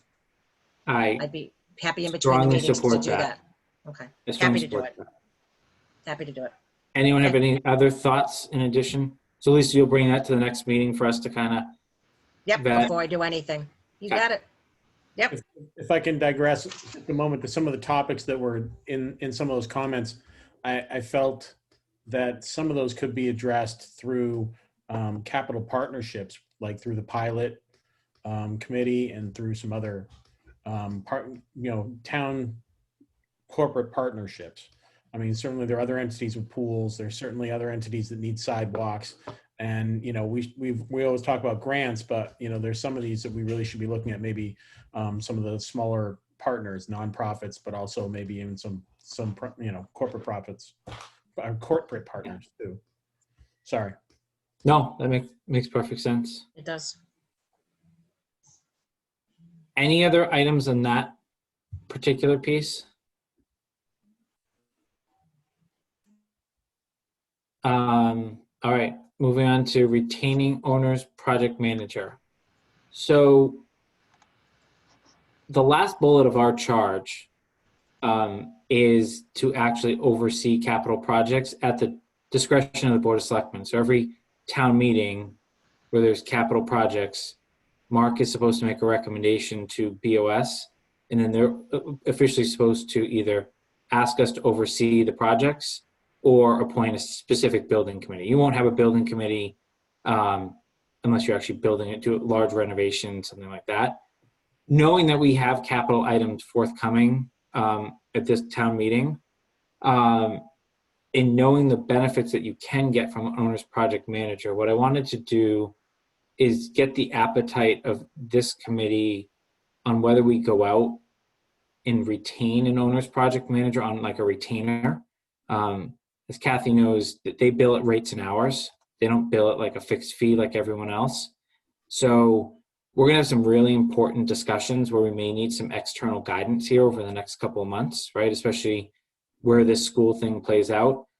And instead of trying to rush a process to get someone that we know and we trust to be the town's like OPM for all projects, right? Because I think that's also where some of the other projects have fallen down in town, is maybe they didn't require by statute an owner's project manager, but if anyone had been actually overseeing them properly, they maybe would have been turning back money as opposed to overruns, et cetera. So we would have to do what we call a request for qualifications. So it's not who gives us the lowest rate per hour sort of thing, but it would be really setting up a path forward that this person or entities would be who represents us on projects that we ask them to represent, but also act as what I'll call a consultant to the committee. If we're going down a path that may have converging capital needs of what direction. The reason I'm bringing this forward now is really from my experience in public safety building. We didn't hire an owner's project manager until after town meeting had approved the project. And when I think about all the collaboration that had to happen to bring it forward, I candidly still don't know how we function without an owner's project manager to that phase. and didn't bring them in. So knowing that we'd have to interview people, it would take a couple of meetings. There's obviously not a rush to do this, but I guess I'm looking for some feedback based on that kind of preamble. I would say, Jason, looking at this, from what I do for a living, from a project perspective, I would take what projects do we have in the pipeline that we need a PM for, stagger it based upon those workloads, and I'd look and see, can we sustain somebody for that period of time? And maybe that even becomes an FTE and a retainer. So, we have $60,000 here for OPM for the facade and the townhouse. So how long is the time horizon of that for that resource? How many hours, so on and so forth? And so, basically do the calculation of if this is approved, we would, shovel in the ground or even pre-approval, to your point, to get it through the process. We would want this person onboarded in, I don't know. So my intent is to hire next year or something, I guess. I guess just to make sure we're saying the same thing, my intent was to hire a firm where you'd have different layers of people, right? You have like an executive that would really help you think through the planning phases. And then you would have what I call a project manager that's really like that middle go-between. And then if we actually do a project, you have a clerk of the works. So when you said FTE, I started thinking someone on the town's payroll. Is that what you're inferring? Well, I do both. So I have, multiple FTEs that work for me, and then I have a whole ton of FTCs, full-time consultants. And so if I have enough workload to, have somebody for full-time, obviously it's cheaper, even with benefits. And two, you retain that knowledge in-house versus always having a contractor. We don't need to get into adding a person. I'm just saying, I usually like to know the analysis of, okay, if we would have to have, based upon the projects coming down the pipe, 3 people or 4 people, maybe one of them is a full-time. Usually you'd save your money and your consultant dollars on that way. But if we're just talking consultants, we can, I don't want to muddy the waters with talk of additional resources, but I always prefer turning a consultant into an employee if you can move it and keep the person busy, because you're going to save money and you're going to retain the knowledge. You Jason, prefer to hire someone versus hiring a consultant, Andrew? You want some? I have had consultants that's worked on projects with me for 3 or 4 years, 5 years, and at whatever they get per hour per day, you could hire that person for a third of the cost. I'm just saying but you're also locked in with that person, and if you don't have a full-time job for them, you probably. But I'm saying I have enough, they're billing me at 40, 50 hours a week at a billable rate that's significantly higher than that person's salary and cost. So that's what I'm saying. I don't know if the OPMs are cheaper in the private sector versus what I pay. No, it's a very specialized. So I'll give you the rates we paid in general in public safety building. Yeah. We're somewhere between $95 an hour and $150 an hour for the top level. We paid, so on a $20 million project, we paid $500,000 over a 3-year time period, right? So if you start to add up, and we had people full-time for the 14, 15 months of construction. And then we had people just coming to meetings and working in the background. But most of their time was probably in the car going between clients, calling us sort of thing. So I personally can't get behind anything from an employee perspective. Because even if we were to erect 3 town buildings, right, which we're not talking about, right, but I just don't see the benefit. And then I also think about, OPEB and pensions, right? So it's not just a cost today, it's a cost tomorrow too. And when we studied, that was one of my first questions on public safety was, why don't we just hire someone for 2 years, right? And who wouldn't want a town job with benefits? That's just not what towns do, regardless of how capital intensive they are. And I think we got 7 bids when we did that request for qualification, 7 that we actually like met the qualification, so to say. And they were very specialized. This is what they do. They do public construction administration.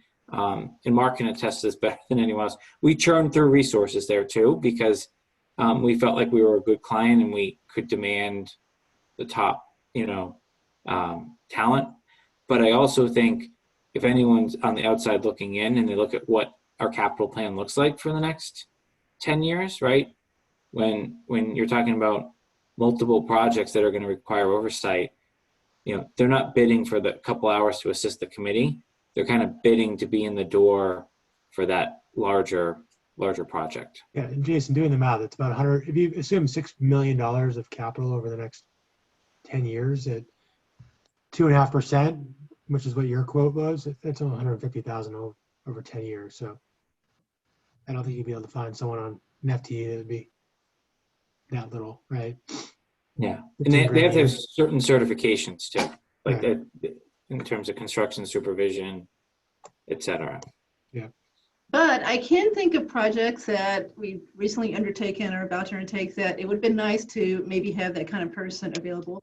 For example, the Finn boiler. To really weigh, the different information we were getting, so we really could come to a conclusion that we felt was the right conclusion.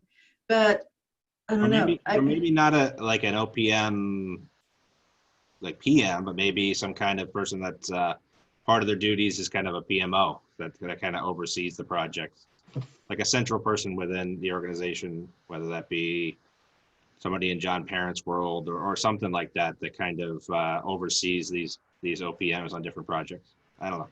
But I think Jeff was kind of getting to maybe what the practical problem is. It's not that much money, and as we saw with Vertex and the public safety building, they've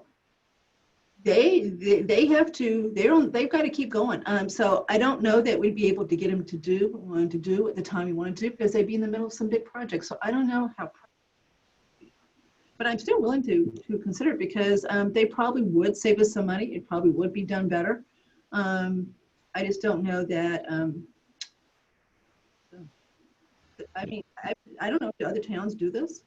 They do, which is kind of where I'm getting the premise from. I don't know, Mark, if you were successful in pulling some of the other qualifications that are out there for retaining someone like this. So I've got a couple of requests in, one to Lexington, one to Westboro. I haven't gotten anything back yet, but I will. I'll follow up with that tomorrow, Jason. Okay, but I guess what you're confirming is they have a similar concept, like already in place. Yeah, they do have a similar concept. I mean, I would not suggest adding an FTE. I don't see the value of that, especially when you take a look at pension and everything else in that. I don't see the return on the investment doing an FTE.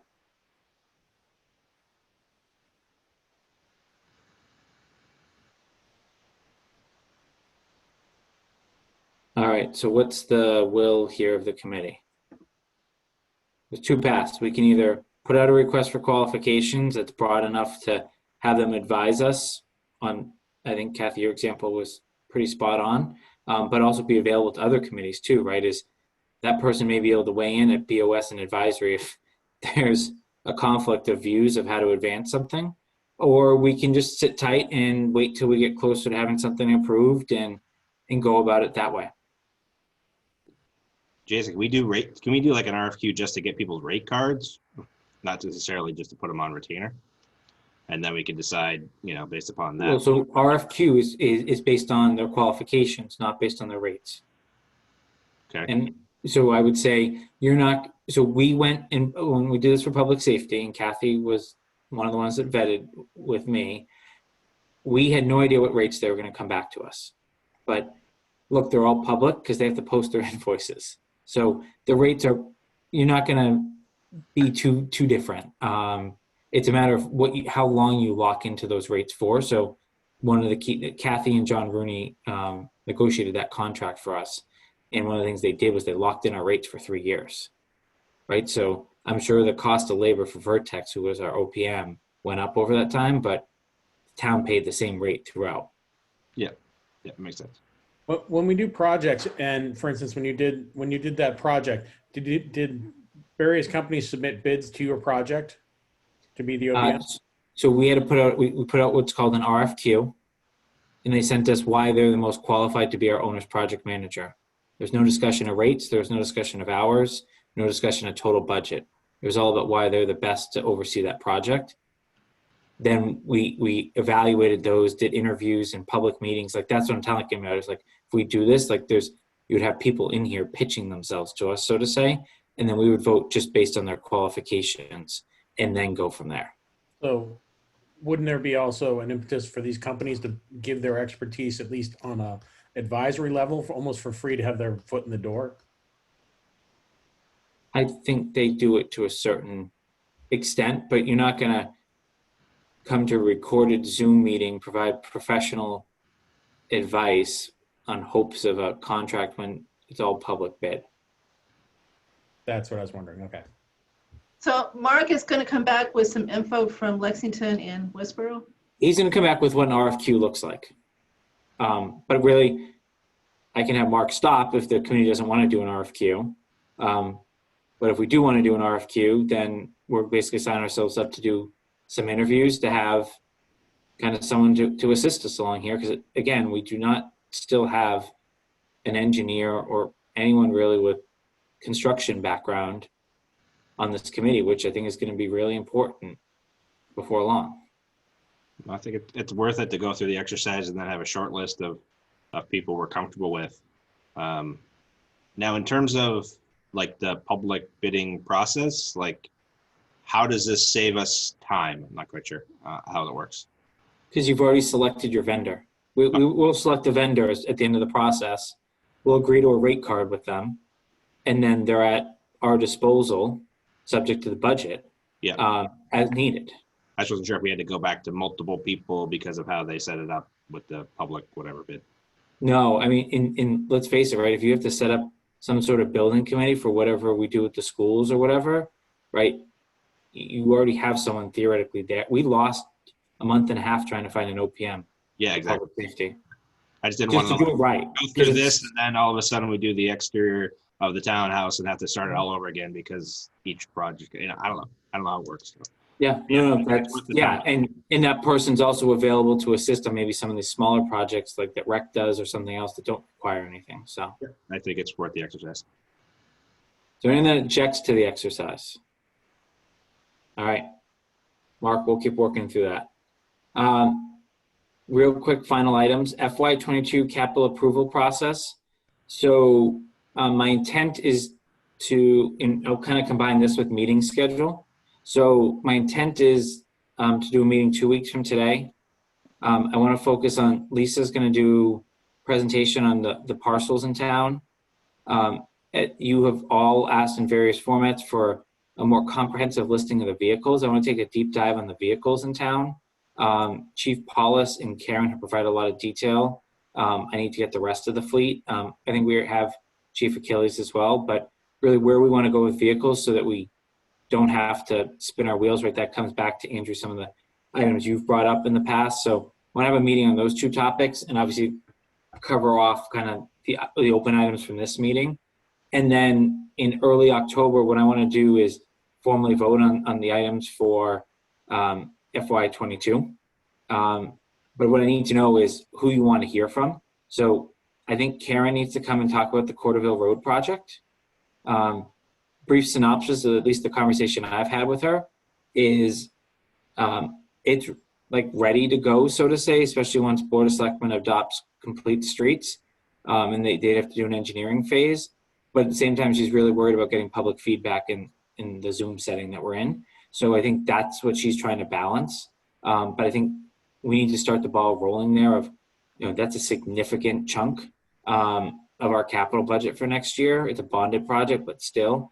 And I think it then leads into how you would answer your questions about road maintenance and whether you would do road maintenance and Corderville Road in the same year, or would you take a year off from your road maintenance budget because they're not going to have bandwidth to do any other projects. So I definitely have Karen slotted. What I need to know, and you don't have to decide tonight, just send me an email and say, I want Chief Achilles there because I have questions on fire items, or I want Chief Paulus there because I have questions on police.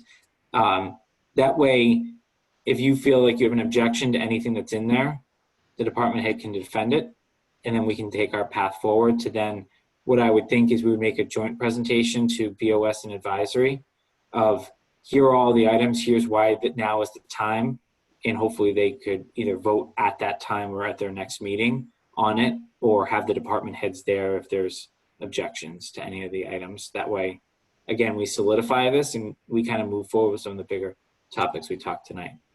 That makes sense?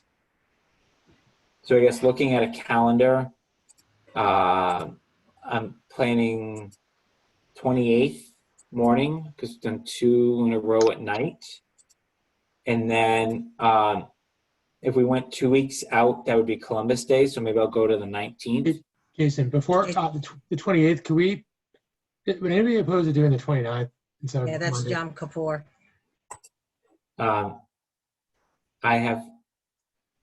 I cannot do the 29th, but we absolutely will not do the 28th. So I can do the evening that night. That's not a big deal. well, how about we just go to the 5th? So we do October 5th, and then we do October 19th. So October 5th will be land and vehicles in the following items from this meeting. And then October 19th would be take a position on FY22 capital. That way, obviously, if you have questions for department heads beforehand on specific items, feel free to talk to them. There's nothing that precludes you from going and having a conversation with anyone. But if you really want them, you think the committee can benefit from anyone other than Karen, I'd like to know sooner rather than later so that I can get them teed up. I mean, when we did the 21 ones, didn't we have pretty much everybody come in? We did. I'm also cognizant that some of them are kind of, we already know where we're at. So I'm happy to have everyone come in. I mean, we're really talking facilities, police, fire, DPW. I think recreation and schools are going to fall off of this. Because it's just Like you've 22, seen now. right, on the list. Sorry, what'd you say, Andrew? It's just the stuff that's on 22, right? Yeah. Jason, And so the 5th is in the 7:30 in the morning? Unless anyone raises an objection to that. That Sounds okay? like that's a good schedule, I think. Okay. That'll give us 3 weeks before the next one. And then is Brian going to reach out to these department heads and just say, hey, you need to get everything in. If you have anything, need to add anything by a deadline, just to make sure nothing comes in after the fact. yeah, I think Mark, Brian, we should figure out a communication. I feel like I've talked to everyone and said, here's what's on the list, but I think I don't know when your next department head meeting is, if you want to do last call, and obviously we'll have ClearGov by then too. So there is a formal request process through there that they'll have to go through in future years. So maybe we can use that as the trial period. Yeah, sounds good. Okay. All right. Is there any public comment? Seeing none. Other business that may properly come before the committee. I have one request from Brian, and this is really just administrative in nature. We obviously we approved proposals at our last meeting. At some point, there will be invoices related to those approvals. There are different views that different committees take in terms of the chair approves them and reports back if the committee's already approved the expense, the chair with the town administrator, or we could just approve them at every meeting. But obviously, when you're not meeting for every 2 to 3 weeks, especially we deal with individuals or small businesses, you don't necessarily like to tie up money that long. So I'm not in favor of that, but he asked for just a formal vote of the committee of how we want to handle invoices, just so that we have a procedure moving forward. I make a motion that we allow the chair to approve expenditures as they come forward to the finance manager. Second. No, second. Second. So I'm going to ask for a slight modification. I would say the chair and town administrator. I'm a big believer of 2. So if you're amenable to that amendment. And just as a item for clarification, you can't approve anything that is over the amount we approved, or? Correct. Okay. Correct. Yeah, that's what I'm saying.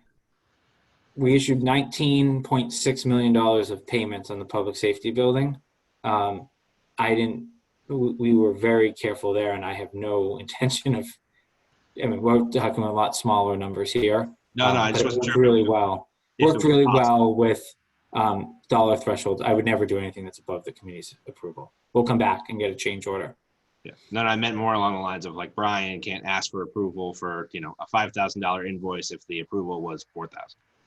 Correct. So for example, ClearGov was $23.75. So if he tries to get me to approve $2,500, only $23.75 can be paid. Okay, makes sense. All right. So I guess we have an amended motion on the floor. Whoever's doing the minutes have who seconded it? Andrew, you have who? I'll second I it. did. Okay. All right, Jeff seconded it. Lisa made the motion. Any further discussion? All right, roll call. Braccio, Aye. Cook, Aye. Hark, Aye. Palmer, Aye. and Pfaff. Aye. All right, any other business? Seeing none, I'll make a motion to adjourn. Is there a second? Second. All right, roll call. Braccio, Aye. Cook, Aye. Hark, Aye. Pfaff, Aye. Malinowski, aye. Have a good night, everyone. Thank you. Good night, everybody. Bye-bye.